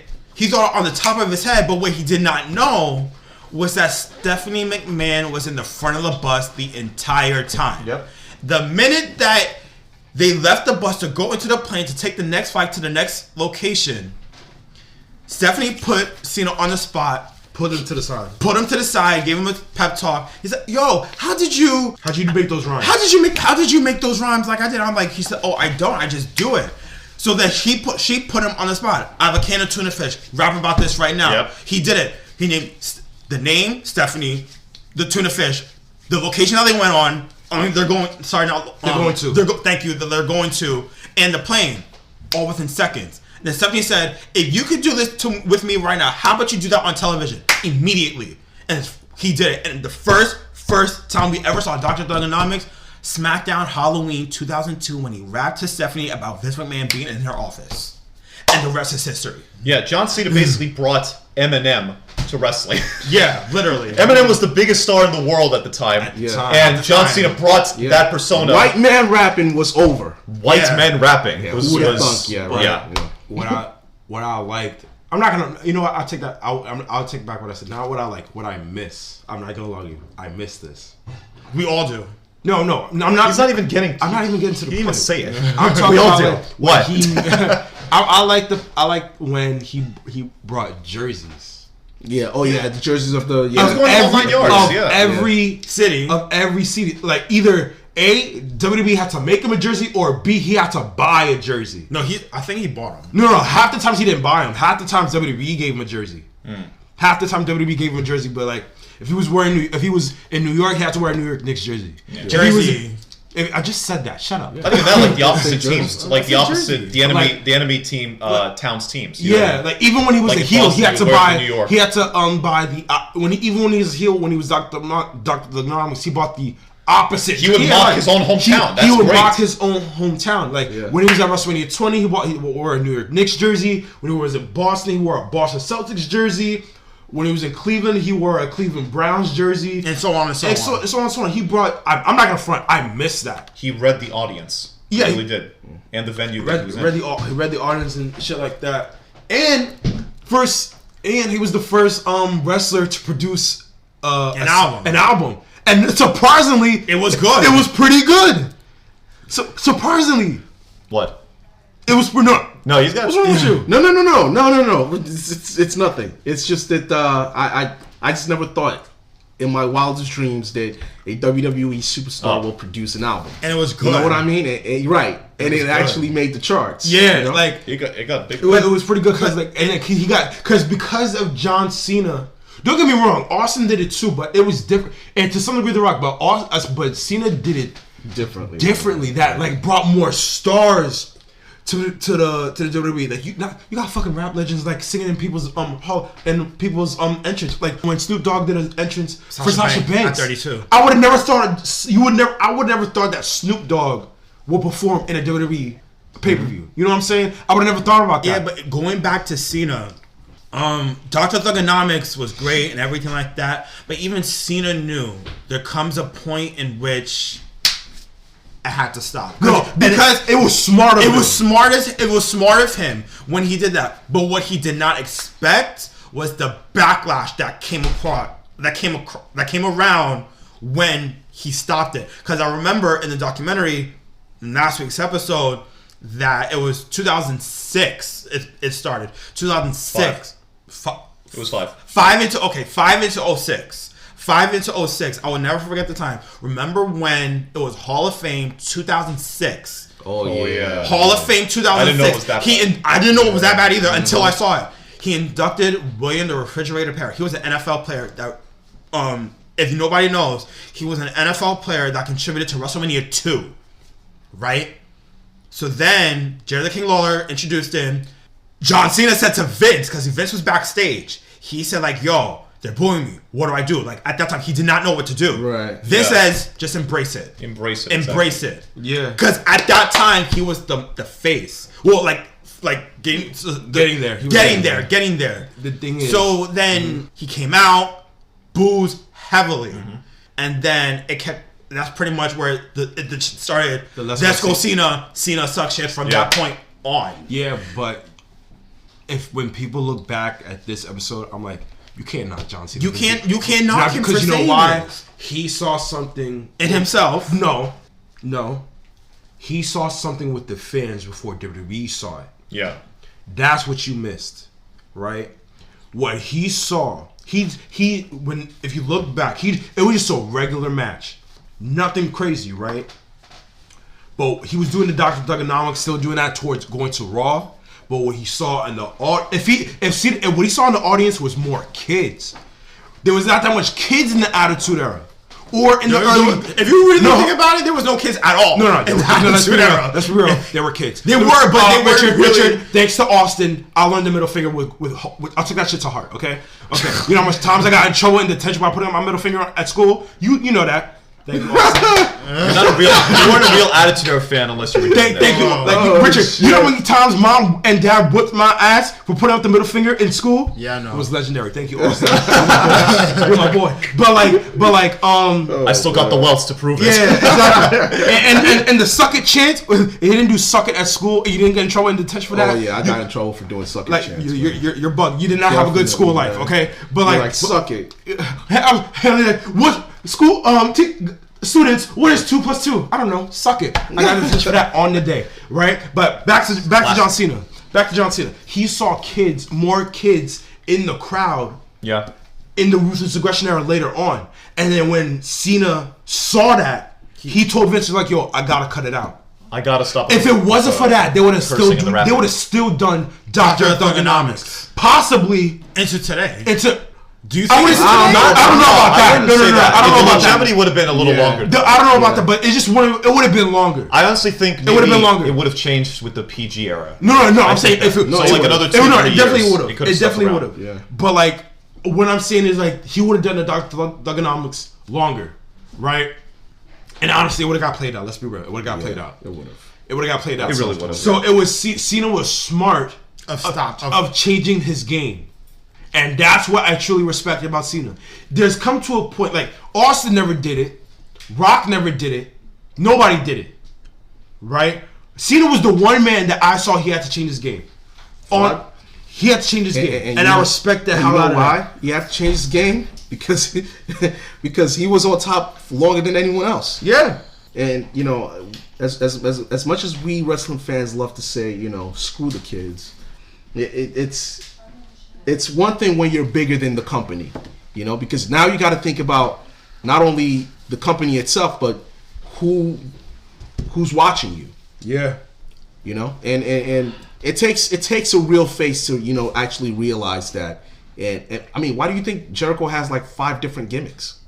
You know, he had to stick with the times. Right. He read the audience. Jericho was able to adapt. I feel like that's a lost art to adapt. Yes, I feel like it's a bit of a lost art that only the true wrestlers, the real veterans, who can read the audience. To notice that, no question. This generation don't know that. Stick with them. I feel like the people who have absolutely mastered that over the years, Chris Jericho, he's top of the list. No question. I would say Kurt Angle, honestly. Kurt Angle, because he knew when it was time to get serious and when it was time to joke around. Yes. When he was a face and a heel, he was great in everything. Okay, I'll give you Kurt Angle. He was great in everything. I would say Kane. Yeah. Kane too, but to an extent. Taker as well. He was maybe not the best example. Taker was there. Cena's in there. Cena to a lesser degree. Cena only has like 2 gimmicks. Like he's significantly less. But the thing about Cena is, you know, even when the times changed and he changed to a more PG version of the Doctor of Thugonomics, so to say, he didn't lose that. He didn't lose that edge. He just picked his spots on when to release that grit that he usually had in the Ruthless Aggression era. But in any era, right, that version of John Cena, the PG version of John Cena, can literally match anyone from any era. Like if Stone Cold Steve Austin was to come out and belittle him, like he'll throw some fire back. True. Yeah, you know what I mean? So I think the PG era is the greatest Cena I've seen. No, it is. It is. I think by and large, because he was smarter. He was smarter. Like he could burn you, right? But at the same time, he could be like he could choose not to when he's not serious. Yeah. So it's not, bro. He will bury you. Right. Exactly. He's wearing the most colorful shirts, right? Out of everyone, and he can bury you in an instant. So true. You know, True. Like the most colorful superstars, like for instance, Bayley, right? When she was, a face, she can do any of that stuff, right? You won't take her seriously. But Cena coming out looking like a Fruity Pebbles, cereal box. He can do that, right? Like he went toe to toe with The Rock and lived. Yeah. Like, come on, man. Yeah. And he even brought out, remember, I can remember this, when he brought out the Doctor of Thugonomics, when he was feuding with The Rock. Remember that? Yeah. That was a good. He knew that was the right time to do it. Yeah, exactly. Picking his spots. Yeah. That's what I mean. He never lost any of that edge. That's so People true. always said that, oh man, you should go back to the Doctor of Thugonomics. He can. When He can still do it, but he doesn't really have to. Exactly. He doesn't. He can choose his spots. Hence, WrestleMania, I believe it was last year WrestleMania. And hence, that same thing? When The Rock came out, those two places were kind of fitting. It was kind of fitting. So he doesn't have to do the Doctor of Thugonomics, but he can whenever he chooses. While we're speaking on the versatility topic and more superstars that are just among the best at that, Matt Hardy is another one that we're overlooking. And the biggest example. That version, I like Matt Hardy. I like that.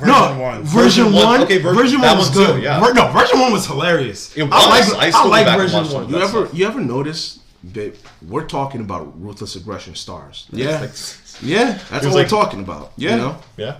So It always comes back to it at some point. yeah. Like, look, if you love the Attitude Era, more power to you, man. And I'm not saying that it's less important, because it's not. But if you want, what era contributed the most and what era is by far Low-key. the best era Low key. in wrestling history, it's RA, man. All day. Yep. No question. Sticking with the news and the topic of John Cena, according to Dave Meltzer on Wrestling Observer Radio, he reported that it is pretty much a done deal, that WWE has found an opponent for John Cena for WrestleMania in a few months. That person? Elias. Anyone want to begin? I am disappointed because I thought there would be a better opponent for John Cena. I thought that John Cena was going to go after the WWE title. That was my thing for him. Kenny, do you remember that rant I gave to Richard when Richard said that John Cena should go after Bray Wyatt for Universal title? Yeah. I said that John Cena shouldn't even be thinking about going after the Universal title. Because you and I, well, mostly you, because you're the biggest John Cena fan here, won't even count him winning the Universal title. I said he either should pick the WWE title or don't show up at all. Right? But now, since we found out that he's facing Elias, I'm like, bruh, I understand he wants to have a significant role in WrestleMania. But this is not it. But this ain't it. Of all people, you pick Elias.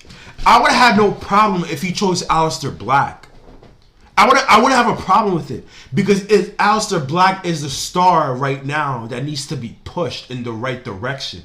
And I thought if You can say that a lot about a certain star. yeah, I know, but to me, I would pick Black. I'll pick Aleister Black because we all know how good Aleister Black is.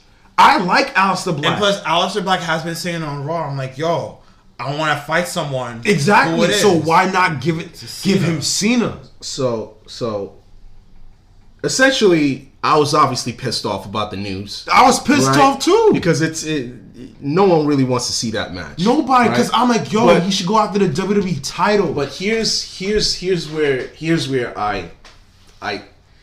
I'm finding myself being okay with this, right? Surprisingly, and here's why.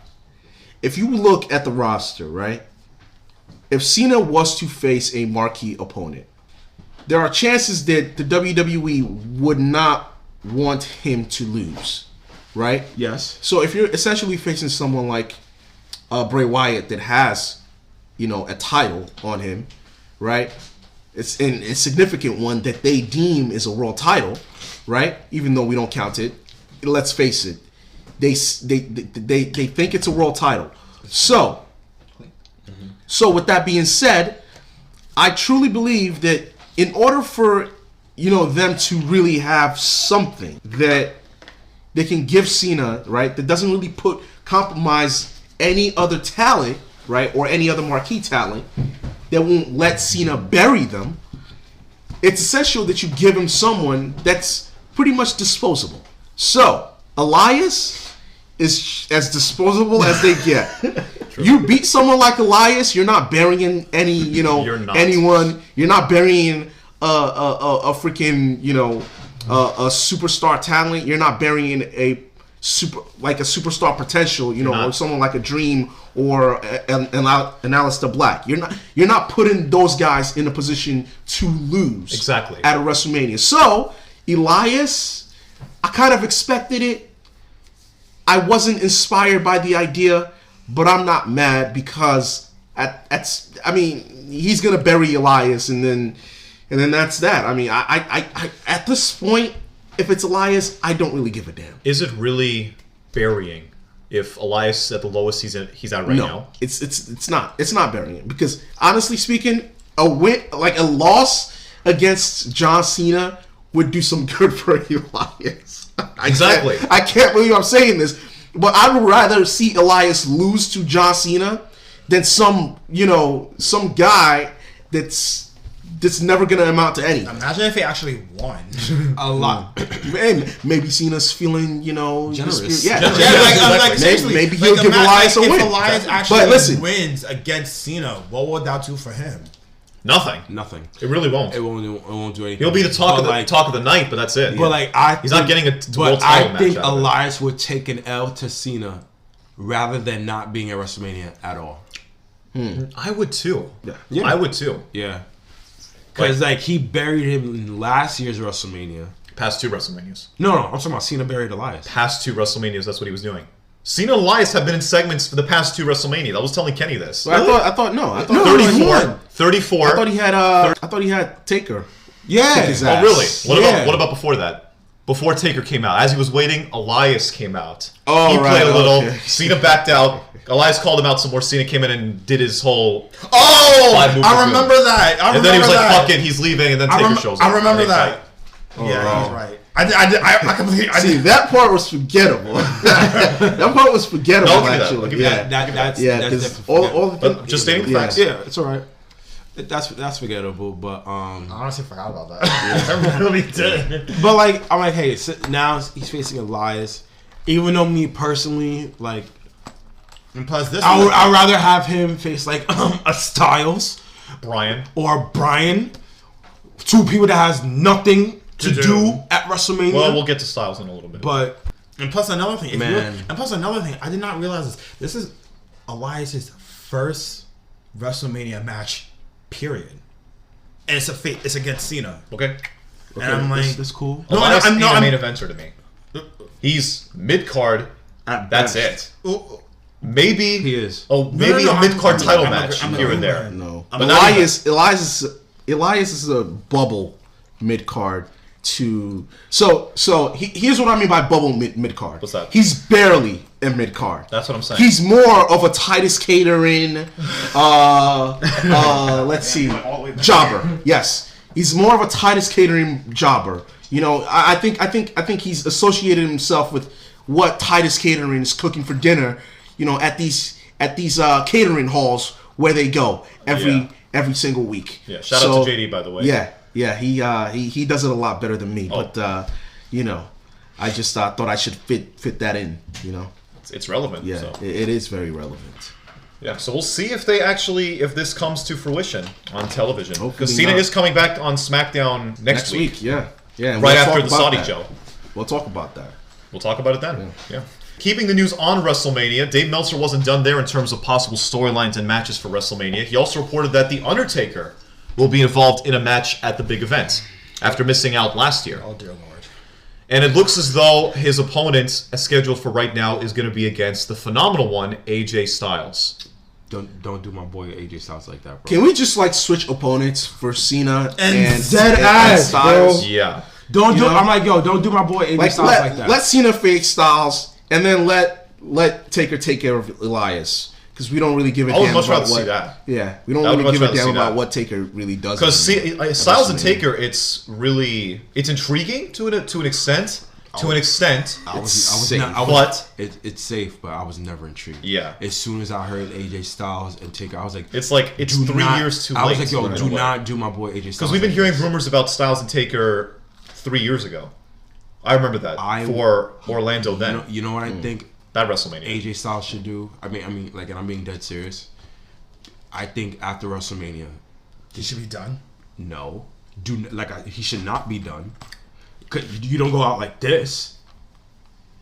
You take your ass to NXT. Right. Last week's. I'm talking we about like mentioned immediately after WrestleMania. You take your ass to NXT. I want to see you against our Gargano, a Ciampa, and especially Adam Cole. that.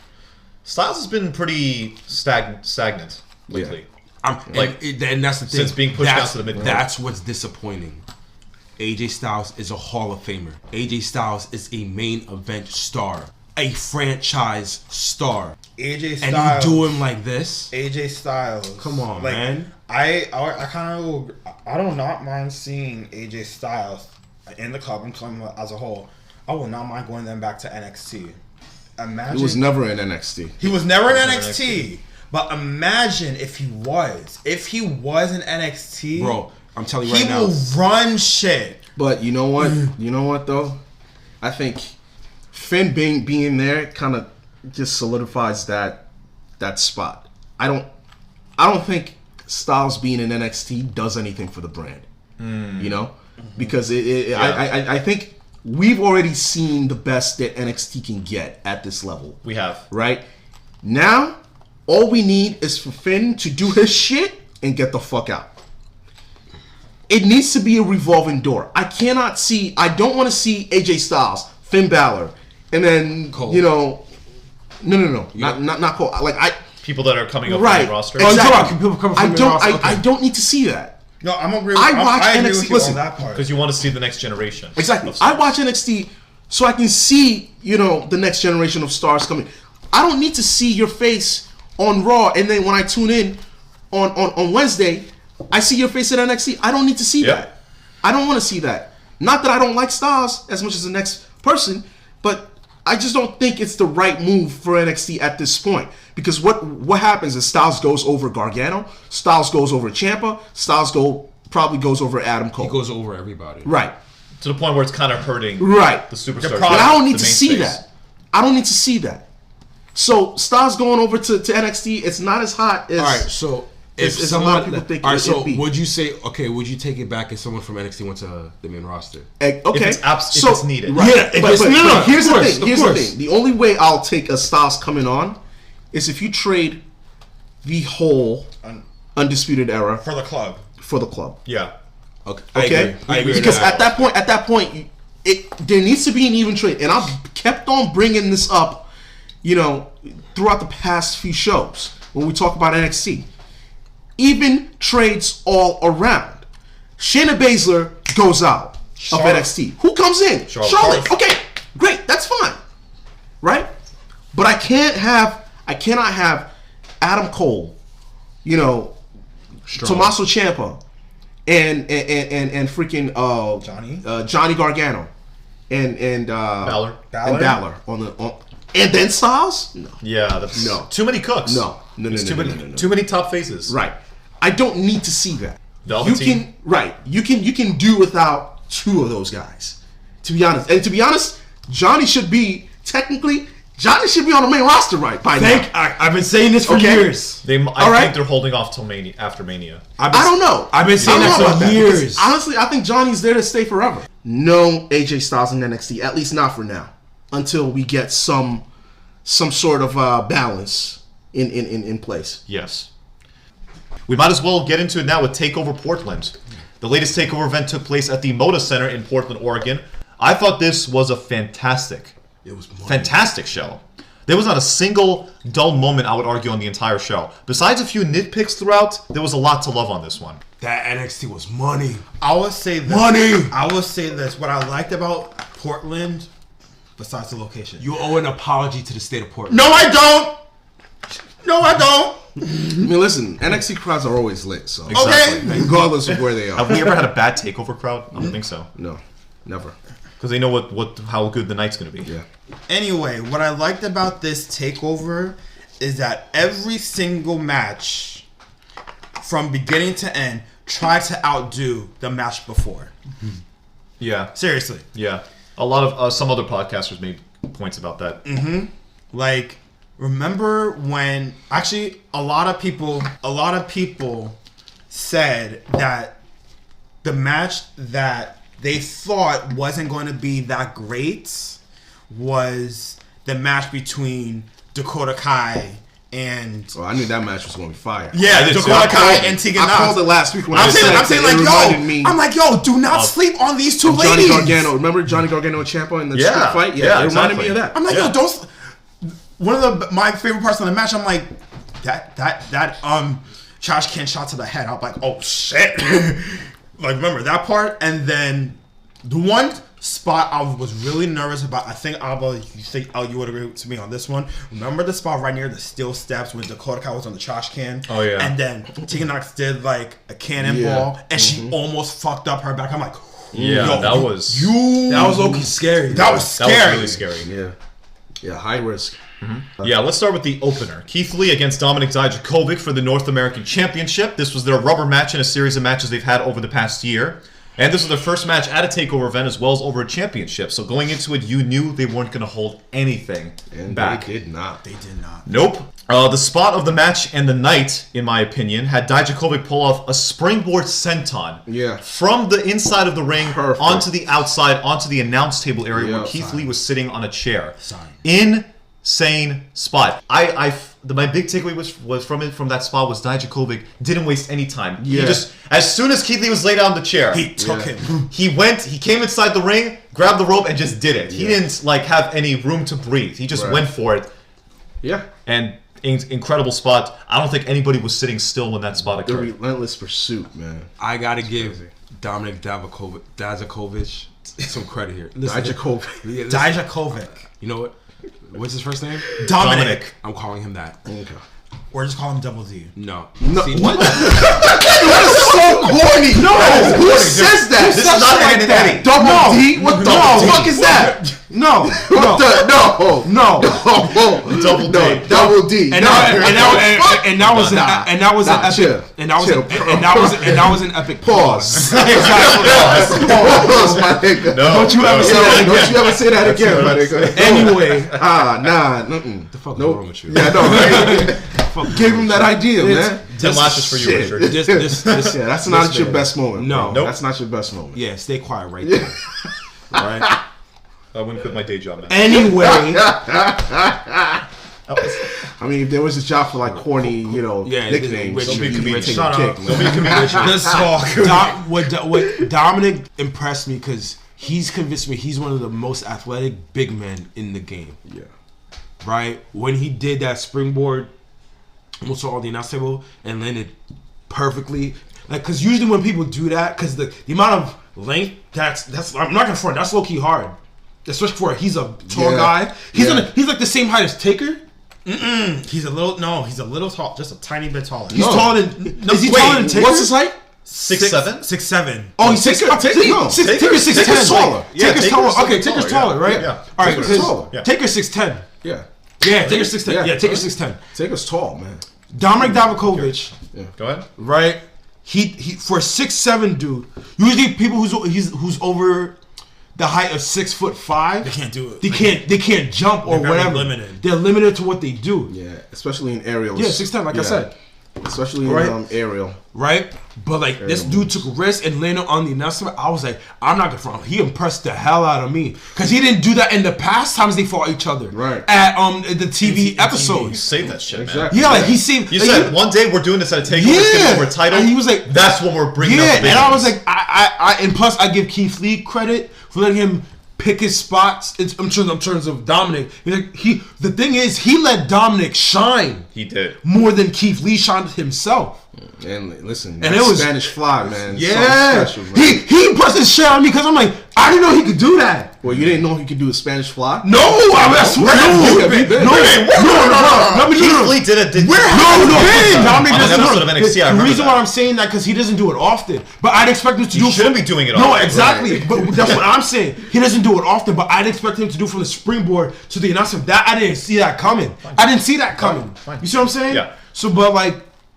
He really impressed me in that match. Even though Keith Lee got the W, I really wanted Dominic to get the W because like he impressed me more than Keith Lee. I didn't care who got the W. That was a great match. Who cares who got the W? That match was excellent. I kind of did, to be honest with you. I kind of did because the more he impressed me, the more I wanted him to win. Because I know what Keith Lee didn't lose anything. No, exactly. He got elevated twofold because of this match. Yeah, there was a spot towards the end here where Lee hits the first Spirit Bomb in the match, but Dijakovic held his head to ease the pain and rolled through to his feet before taking another Spirit Bomb from Lee, but kicked out. Amazing spot, man. Amazing. I was kind of indifferent to it, honestly, that spot when I first saw it, because he kind of didn't sell it, but it's like he rolled the momentum barely, from that, you know, allowed him to land on his feet. Right. Yeah, okay. So it was definitely, you know, very believable. Yeah. Dijakovic was going for the Feast Your Eyes, but couldn't get Keith Lee up on his shoulders because of the back.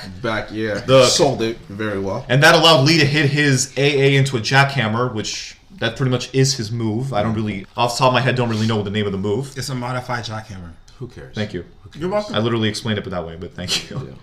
And he won the match like that. They embraced afterwards. I went back and saw this match again, and I had the main event as match of the night initially when we first saw it, but I believe this right here. Yeah, this match was match of the night. You're the only one. I'm not. No, but you can't go wrong. I'm the only one. I love this match, but I didn't pick this as my match of the night. I didn't. But honestly, no, go either way. It's fine. I didn't pick this as my match of the night. There was not a single dull match on the show. Yeah, none. Everything delivered. Next match, we had Tegan Nox against Dakota Kai in a street fight. I expected this to be good going in, but even then, this match surpassed my expectations. It was great. Nah, that match fight, was great. Listen, there's something to be said about the rivalry between these two, right? Like, I believe it was last week when I said that it reminded me of Ciampa and Johnny Gargano. Yeah. When they had their street fight. It was every bit as good as I thought it'd be, and then some. You know, a lot of respect goes out to these two, man. Like, they really brought it. And we're not used to seeing women fight like this. You know, females generally, we don't see them going all out like this. They hold back. These guys did not hold back. They fought hard, physical, and that's what I love to see. Yep. What I liked about this match is, like, it didn't start in the ring.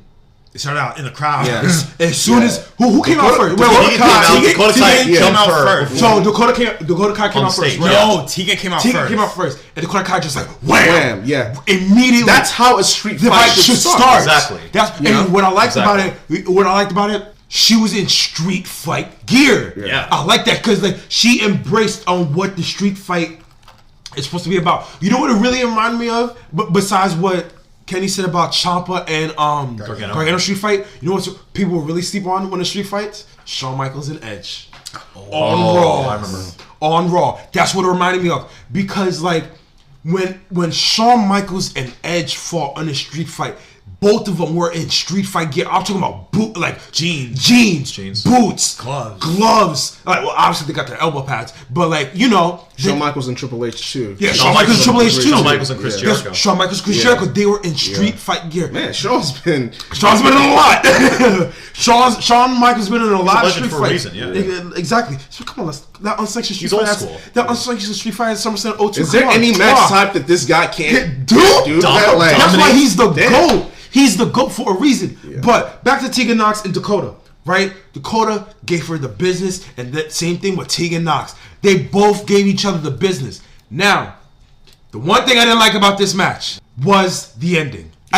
Who the fuck? Who the hell was that bitch right there? Raquel who? Raquel Gonzalez. Raquel Gonzalez. She was Reina Gonzalez. I told this to Richard. I told this to Richard after when I saw him later when I got back home. I was like, yo.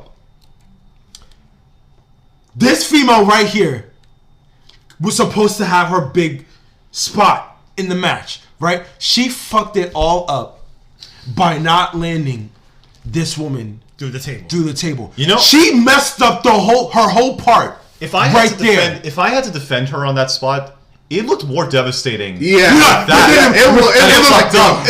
If she actually went through the table. What happened is like when she landed on the table, her head, her edge. The edge of the and then the legs of the table broke. No, did it let go or did it broke? No, it broke. It broke. Yeah, okay, it broke. So like that was devastating. I don't want to take a fall. I'd rather go through the table because it hurts a hell of a lot less. It's like a cushion. It's a cushion, exactly. Yeah. But like I give her, it's like it worked out. It worked out. I'm just glad she's okay. It worked out. Right. It worked out because I saw her on this past takeover. I keep saying takeover. I gotta get that shit out of my mouth. This past takeover. Oh my god! that's how much you know. Takeover was fire, right? Yes. This past TV episode of Oh my god!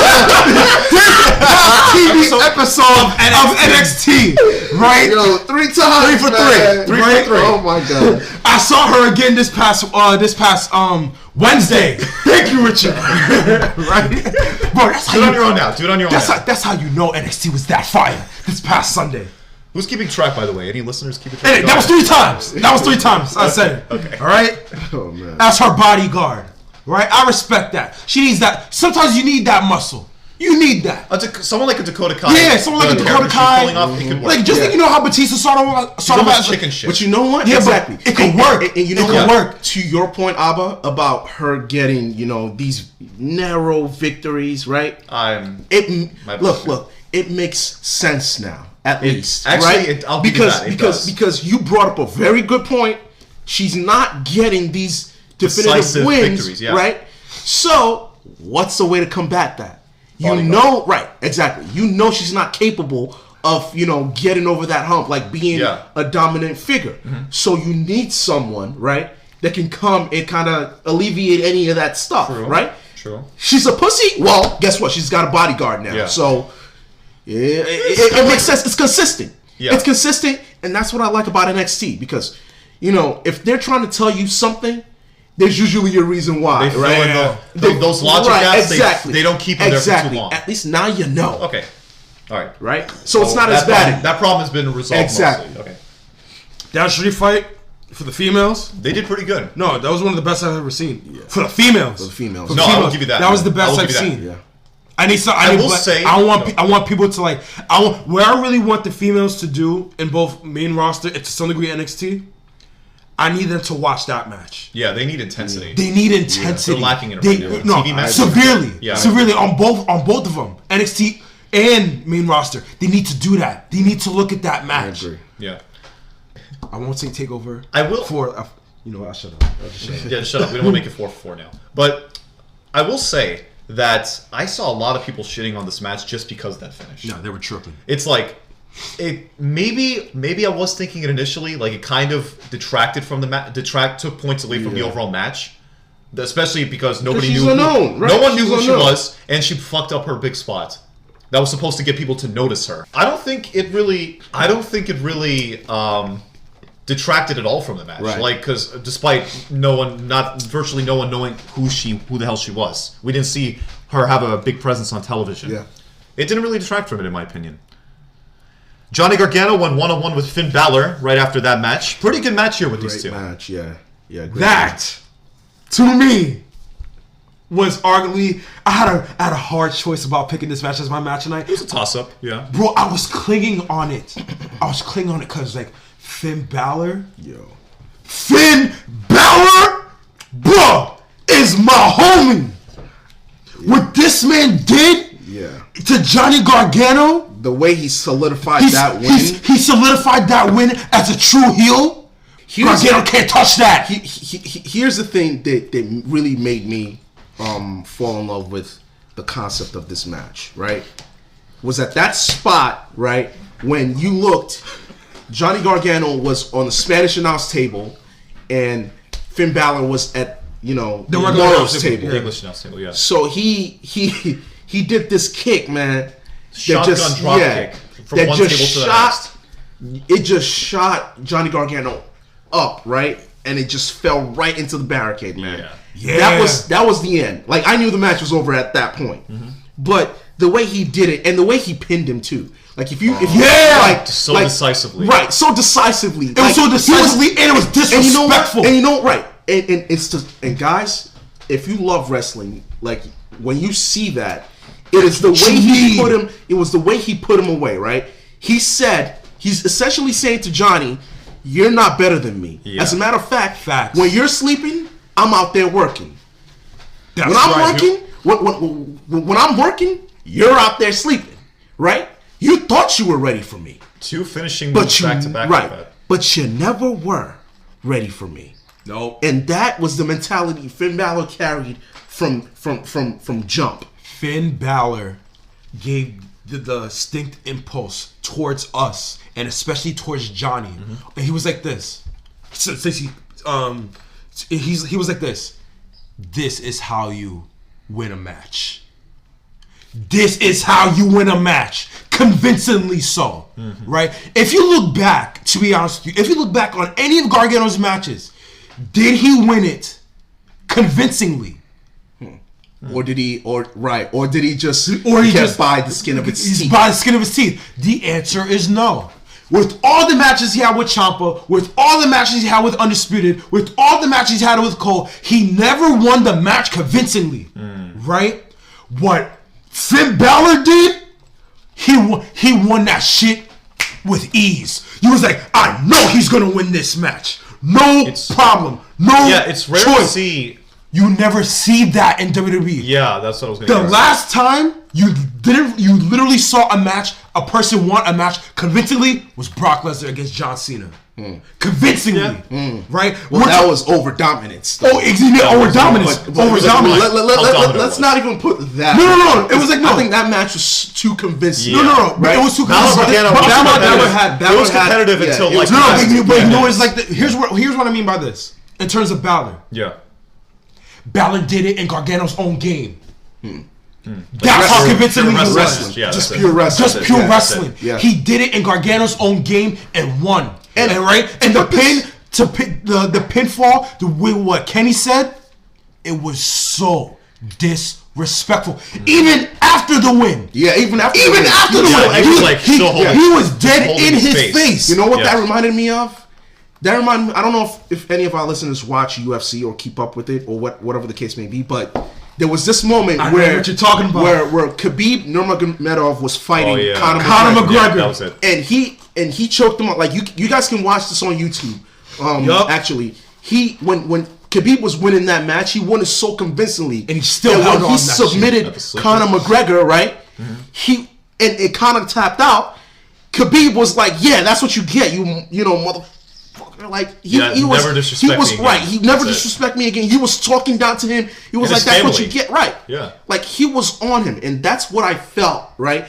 That Finn Balor had over Johnny was that grit that Johnny had lost. Yeah. Right. At some point in that it factor. Yeah. Maybe that was maybe they're gonna describe it. That's how they're gonna explain why Gargano turned.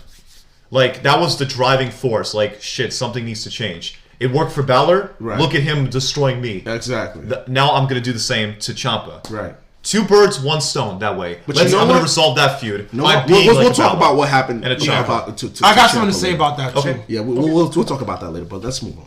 Yeah, and I'm not really sure where Balor goes from here exactly. But seeing how the fallout from NXT unfolded this past week, they didn't make it so incredibly clear because Balor wasn't on TV this past week. Right, and that's good. I think it's good. good. That's good. I think it's good. It is That's good. good for him. Let us fresh off a great win. Exactly. Let the man take a breather. Yes. But it seems as though they may end up going the direction of Adam Cole defending the NXT title against both Finn Balor and Velveteen Dream in a triple threat takeover Tampa. Well, Velveteen Dream, no. Velveteen Dream, no. I don't see that. No, I don't see neither. that because I think Velveteen Dream is on a collision course for his title back. Yeah, listen, the North American. Yes. Say what you will, but Keith Lee I can see that too. And Velveteen Dream?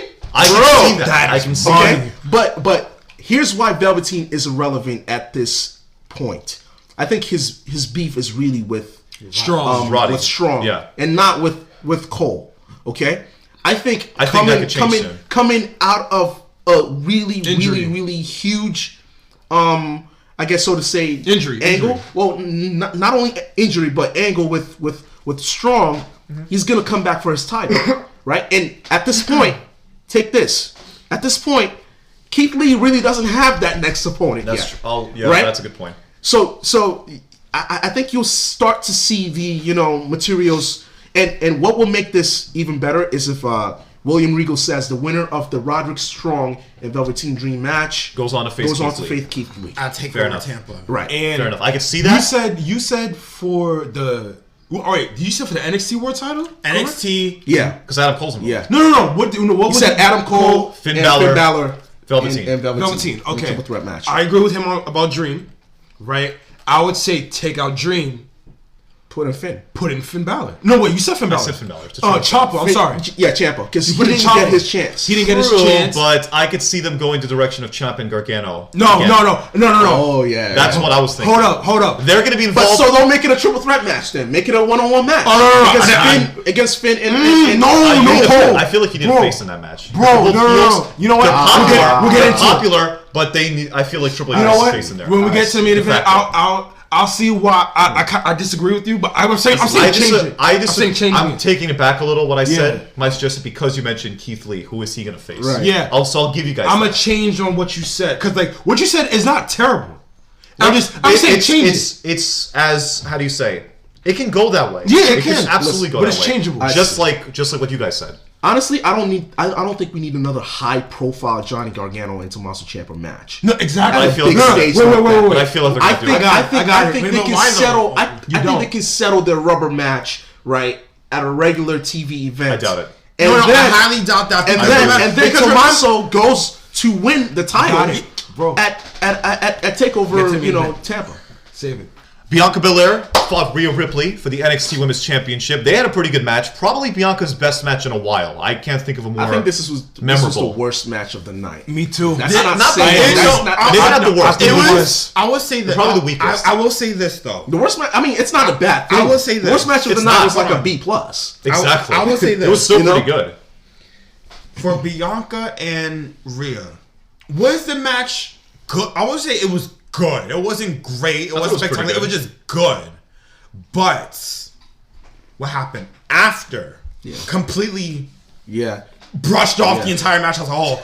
Okay. You know why? Charlotte, shut up. Charlotte came in, said her piece, said to Rhea Ripley, "Yo, I'm gonna see you at WrestleMania." Making it official. Making it official, number one. Number two, right after that, as she leaves, she tosses Bianca Belair, excuse me, into the steel steps. Next, the following Wednesday, Bianca came to NXT and said like, "Yo, you don't even go here. But now since you want to put your hands on me, now I want you here." Yep. Doesn't matter if it's here or if it's there or anywhere, whatever. Charlotte Flair, I'm a whoop that ass. That's it. Got a great reaction too. Flat out. And I'm like, yo, the pieces are coming together piece by piece. Yeah. Hey, listen, we said it. We said it. Triple threat match. Triple threat We said it match. for weeks. Yeah. Triple threat match at WrestleMania for the NXT Women's Championship. And Bianca has to win. Yeah. I believe Bianca so. has to win. Flat out. She has to win. If Charlotte wins, would I be mad to some degree? Just some degree. Yeah, because I mean, you want to see Bianca on But top. I want to see Bianca on top because Bianca had chance after chance after chance. For Rhea Ripley, right? Yes, she's the champion, but at the same time, are we really paying attention to Rhea Ripley right now? Honestly, We are. when it comes, we understand we are because she's the champion. But if you really decipher it, are we really paying attention to her? Does she have the momentum on her Does she side? have the momentum on her side? And the answer is no. All the momentum is into Bianca. I want to add to what Richard's saying. This is not a triple threat match, but hear me out. Right? Do you remember Shawn Michaels versus Stone Cold Steve Austin? At 14. And Mike Tyson was the referee. Yes. He was the enforcer. Yeah. The two gravitational focus was Austin. And Michaels. No. I'm sorry, Tyson. Sorry. Tyson. Sorry, Tyson. It was Austin and Tyson. Yeah. You can say the same shit about here. It's Bianca And Charlotte. and Charlotte, and the champion. It's just there. And the champion Bianca Belair is not getting enough notice, just like how Shawn Michaels wasn't getting enough notice in that match. All right, so I would say that's a great comparison between those two. But I do agree with you in terms of Bianca Belair has to win the match. She has to. Charlotte has to do her thing, and Rhea Ripley has to do her thing. In terms of the match that happened this past TakeOver, it was the weakest. It was the weakest because I expected more. We all did. I expected more. I expected more. Yeah, but it overshadowed the fact that Charlotte was there. The minute that Charlotte was there, the match was like out the window. I know. I understand that, but like, even if Charlotte was intervened after the match, like I expected more out of both Bianca. No, and we Ripley. all. Yeah, I know. I'm we just saying. all did. I know. I'm saying. What I'm saying is, if they tried more harder in the match, I think the Charlotte factor wouldn't brush off the match. Right. You see what I'm saying? Yeah, I do. It wouldn't brush off the match. Yeah. It would have elevated the triple threat match even more. So like even if Bianca won Sunday, let's say hypothetically she won, right? And you got Charlotte intervening, it elevates the match more. Yeah. And from a competitive standpoint, because we all know from competitively, Charlotte and Bianca is a better match. Yeah, I know. Like I said last week that if we get Charlotte versus Ripley, you already who's getting the W. It's Charlotte. It's Charlotte. It's Charlotte. Ripley can't touch Charlotte.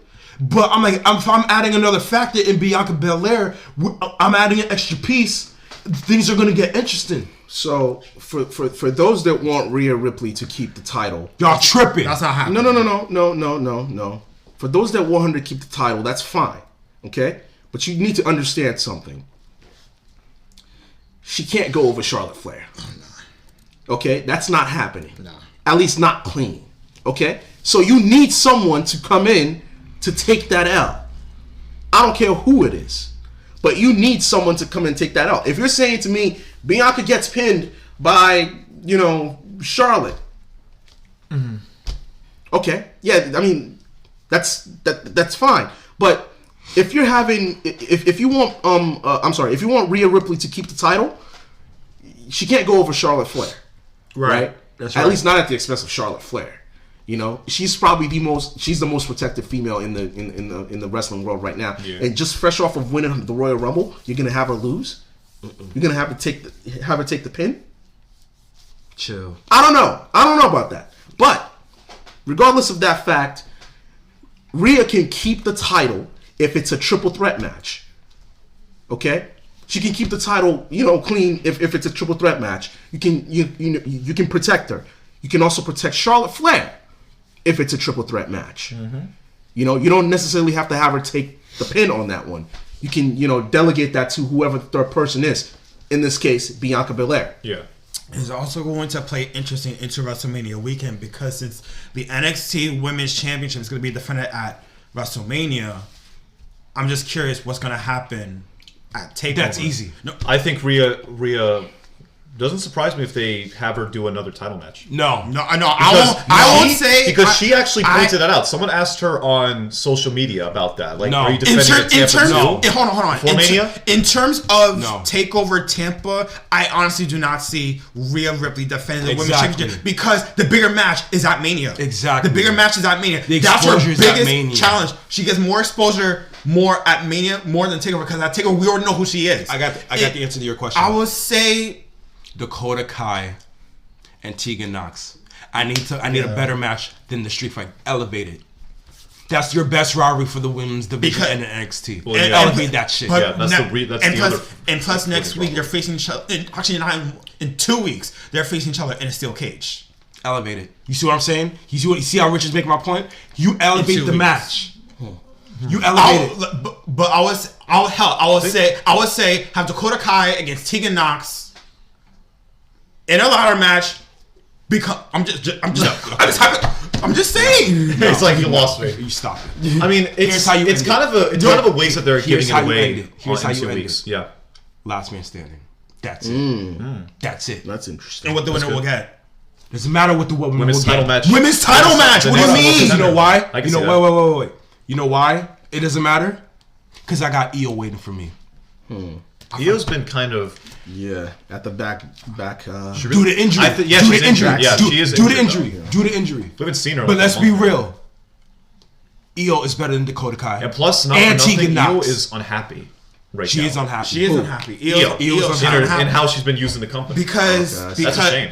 That's as well. Charlotte. That's as well as she's thinking about going back home to Japan because her husband is over there while she's over here, which I understand, which it makes sense. Or just time to come over here. Damn, if they lose her, man, that's if they lose her, that's a big blow. They're actually thinking about putting Io into the main roster so she could get more, like, one, more money, two, stuff, exposure. Thank you, exposure.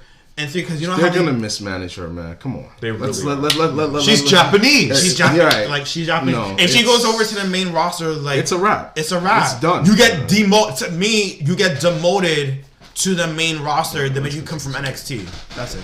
Now, you guys may not like me for being so pessimistic about Rhea Ripley, Bianca Belair, and Charlotte for Mania, but just hear me out. It would not surprise me at all. I could see the triple threat happening in Mania, but I can also see them just as easily have Bianca Belair and Charlotte fight at an NXT episode. Yep, I think that's what's gonna happen. Charlotte's going to beat her. They're going to have a competitive match. I can see that. Yep. They're going to have a competitive match. Charlotte's going to beat her, and Bianca's gone. Yep. I can see Bianca that too. is dead. I mean, in terms of this storyline, Yep. we're not gonna. I think that's gonna be her swan song. Yeah. She's gonna come up to the main. We're not gonna hear a single word from her until after Mania. I see your point here. The post WrestleMania episodes, she's gonna get called up. Well, it could be earlier. Check it out. I don't know. No, about that. Not so wait. soon Check it before out. Mania. Wait. It could be earlier because, like, let's say we go by your idea. I think it's a good idea, right? Charlotte beats her, right? And it shows that Bianca's on her way out to NXT. Yes. Let's be real. She needs to go to the main roster. I feel like she needs to go to the main roster. She's got nothing left. Yeah. Right? You can make her face Bailey. That way. For WrestleMania? We talked. Yeah. But here's the thing about that, though. It's cutting it close, dude. Yeah. Because, You think dude, so? think about There's it now. not enough room where are we now? to freaking, How many build more up. weeks until Mania? We have like 5-6 weeks left. They didn't do Charlotte and Bianca yet. I don't think they're doing it next week. They're not surprising us. They're gonna announce that shit. We have 6 weeks. I think they're gonna. I honestly think they're gonna wait till the week after Dakota Kai and Tegan Knox have that steel cage in 2 weeks. Why? Because that's their big women's match for that week. Okay. They're not promoting 2 big women's matches In the in the same episode. They're gonna wait the week after. I guarantee It could be the main event match, too. And by that point, we get to that point in that match. How many more weeks till Mania? 2, 2, 3. 2, 3. Okay, good point. That's cutting it way too close. It is. I'll give you that. For SmackDown Women's Title match 1-on-1, they're gonna do Naomi and Bayley. No question. They're doing it at Super Showdown next week, which, by the way, we're not reviewing because Thank it's a God. shit show. We're not doing anything that supports that fucking country. But nonetheless, we're not gonna miss out on anything. Is there gonna be any big development coming out of that show? If there is, we'll just go with it. We'll maybe mention it briefly, just so you guys know. But back to the topic at hand, I could see, just as easily they could book Bianca into the Rhea Ripley Charlotte Flair WrestleMania title match mix. Just as easily they can have Bianca come out of not really factor into anything within a few weeks, and it'll just keep it 1-on-1 for Mania. Yeah. Unfortunately, I really want to see Triple Threat. Would that be exactly? Would that be deflating for some of us who are really hoping that Bianca would stay in it? Of course, but I wouldn't bet my money on it. Moving on, we have the Broserweights against the Undisputed Era for the NXT Tag Team Championships. Matt Riddle and Pete Dunne came out with their own customized golf cart and started asking the audience the money question of all questions. How much fish could Bobby Fish fry if Bobby Fish could fry fish? That's a good one. It is? It really is. It really is. Oh, man. Undisputed Era went after them and they fought back into the ring. An excellent tag team match followed here. Way too many spots for any of us to call. It was just awesome. Riddle accidentally hit the spear on Pete Dunne at one point, which made you think that they were going to lose the match and their partnership wasn't going to last beyond the night. But alas, they persevered and beat the Undisputed Era to win the tag titles.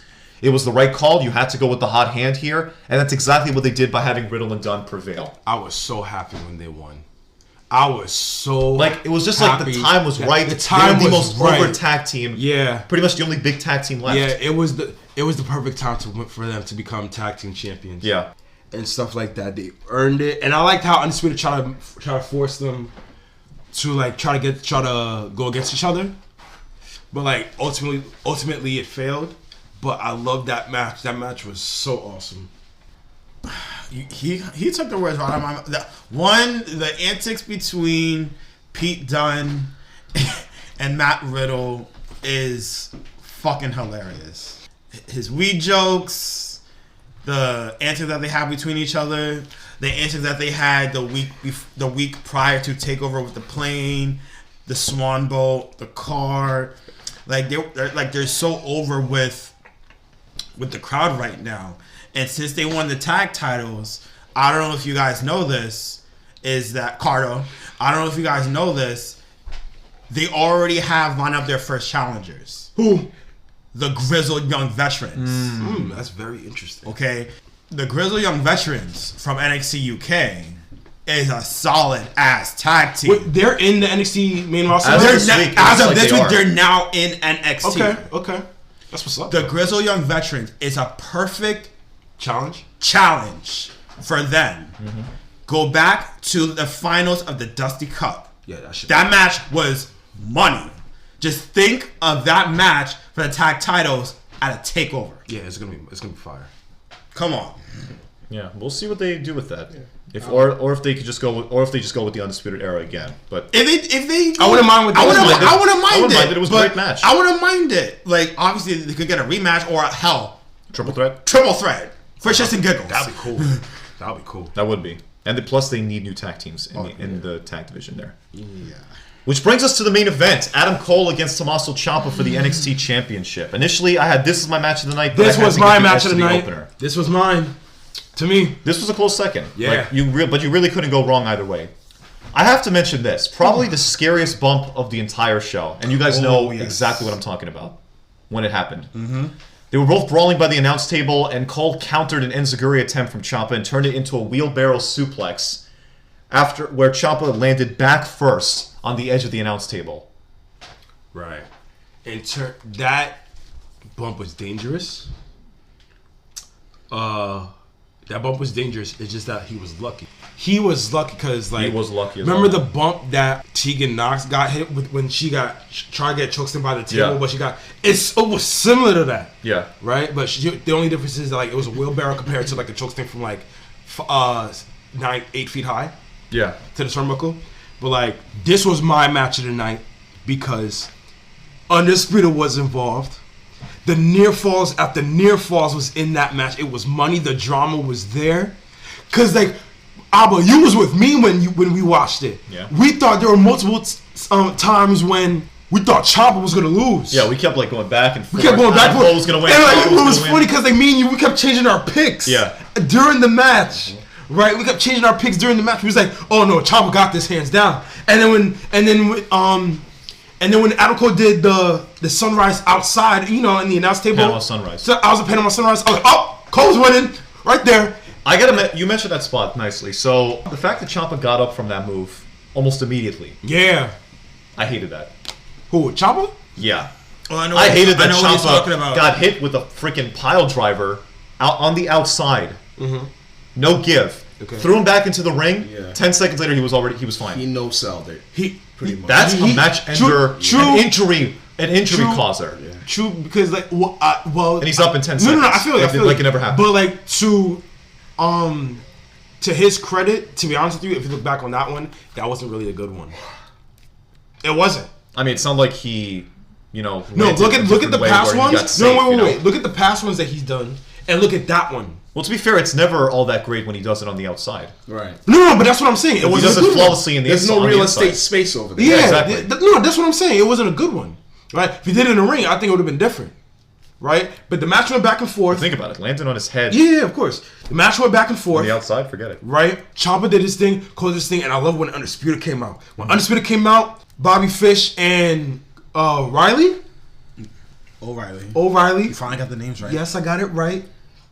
Did their tag team finisher, and then Strong did his thing, and then Cole did his thing. After all that shit, yeah, still kicked out. And I told you, I was like, yo, Gargano's coming. I told you that. I was like, yo, he's coming. Just wait and see, right? And as soon as I saw him, I was like, yo, I called it instantly. Heel turn. I called it on the spot, and then Cole got the W.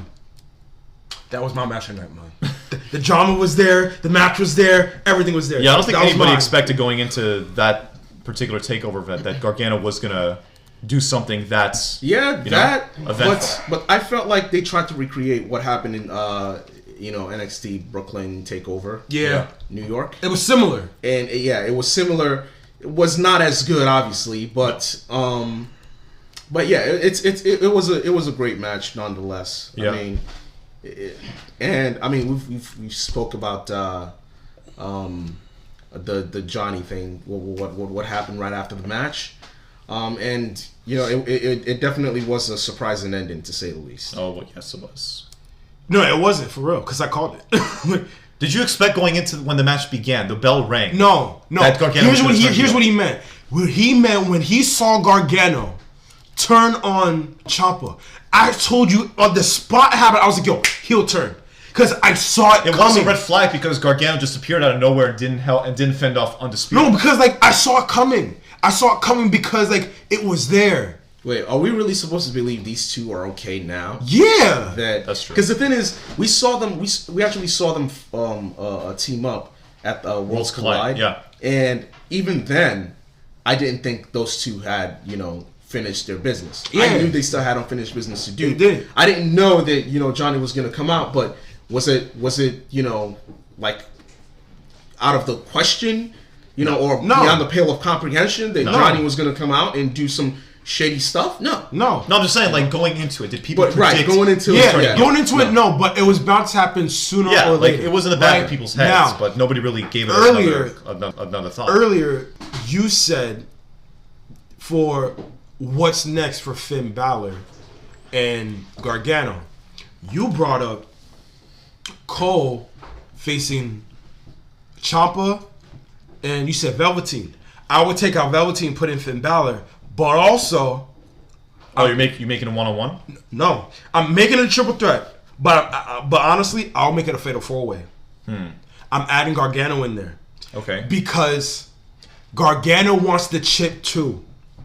Balor just came off a big win. So he's automatically. And Ciampa literally just got screwed. Yeah. And Cole is obviously the champion. Finn Balor never had a true championship match since he got in there. Ciampa came back. No, since he came back. You got since he came back, Cole obviously is still champion. Ciampa got screwed this past Sunday, and Gargano wants the NXT World Title.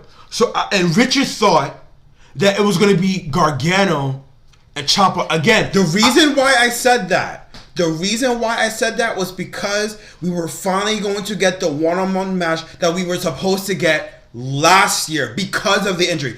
That's why I said that. I understand that. Oh, sorry. I understand that, but here's why it's different now. Because I got Finn Balor and I got Cole. It's different now. Because with these two, because the last time they fought each other, it was around these two. You know what's the difference between now and back then? They're not fighting for a title. They're fighting for a title right now. Balor, Ciampa, and Cole, and Gargano all wants the NXT World Title. Cole's trying to defend it. Well, I got 3 people that want it. You see what I'm saying? They're fighting for a title. Cole beat everybody.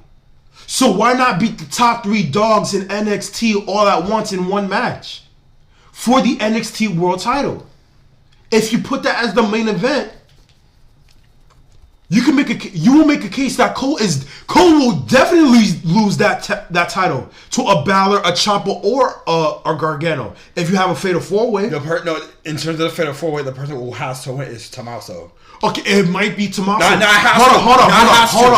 Hold up. It could be Tommaso, but I wouldn't have a problem if Balor won. I'm not saying you're wrong. But I'm not saying you're wrong. But I'm saying if the fatal 4-way does happen, the true winner has to be Ciampa. Okay, but the thing is, right now, who's number 1 right now? Who's the hottest star in NXT? That's Finn Balor. If Finn Balor wins the chip, I ain't mad about that. Well, no one is mad. No one's mad about that, especially his heel run. Hold up. Why did you bring Finn Balor? Like, if you're Triple H, why did you bring Finn Balor into NXT? Was it to have him dominate again? And to win the NXT title? Again? Or to make everyone else look good? Exactly. You know what I mean? Yes, he beat Gargano. He made him look good. He can make everyone else look good. Don't get me wrong. Well, technically, as a wrestler, that's your job. Technically, as a wrestler, that's your job. But the first thing he did when Finn Balor came in, he's like, he's announced that he's in NXT. But you obviously saw throughout his actions he wants the NXT title. He had a title shot against NXT. It wasn't the true title match. Let's be real. It wasn't the true title match. I'm talking about the way Finn Balor is right now, the way that he's hot, he needs a title match. I will give it to him. And Ciampa just got screwed. And Gargano wants that shit. So why not put all three of them in that and go for the title? Because I think they might want to separate the two and make them, you know, get two matches out of it. Separate Gargano and Ciampa and then Balor and Cole. And the only reason I include Velveteen Dream in is because two reasons. One, going back to what I was telling him about Triple H maybe not wanting to have two heels fight for the top title at the main event of a takeover possibly. But also because Velveteen Dream is now involved not just with Roddy, but I feel the entire Undisputed Era. What they did this past week. All right. They had an Undisputed Era attack Velveteen. Okay. Everybody. So that way you can get to Velveteen and Adam Cole. But the thing is like with Undisputed, half of them, Cole is not really interested in Dream. Now. No, he's not. Not now. No, why? They can get there. They can do it as early as next week, for crying out loud. Cole can say something about Velveteen. All right, but to me, it wouldn't make any sense. Right. It wouldn't make any sense. Why would you differentiate to another person in terms of Velveteen is calling him out. Unless you feel right that the problem between Strong and Velveteen is over. Exactly. Do you feel that way? That's the only That's the only way you differentiate. It might transition. But that's the thing. That's the only way you have to make that change. I wouldn't say count it out completely. Other than that, I'm saying that because the beat between between Dream and Strong ain't finished, bro. That's what I'm saying. It ain't done. Okay. And by the time that's done, Dream is going to the North American title because Balor is so hot right now. And you said Balor to make possibly Balor continue with Gargano. That match you saw at TakeOver, that shit is over. That shit is over. Balor validated that. Yeah. That shit is over. His eyes is on to the NXT World Title. Well, no, in my scenario, he's going after the NXT title. So is Gargano, because Gargano knew that I took this L, but now I gotta go somewhere else so I can be more relevant. He's going after the NXT title. Like I said, I'm not saying that's impossible. I'm saying I can see that too, but I can also see my scenario. It's just as maybe not just as easily. It's not. It's a little more far-fetched because who's Keith Lee fighting at Tampa for the North American title? But that's what I'm saying. And how are they going to get to Velveteen and Adam Cole? I see his point. I see your point, but I'm telling you right now, it's more far-fetched. I get it. It's a stretch. They have to fill in the pieces. Knowing Triple H, he'll figure something out. Yes. He will figure something out. Let's just trust Triple H. Let's trust Triple H because knowing come on.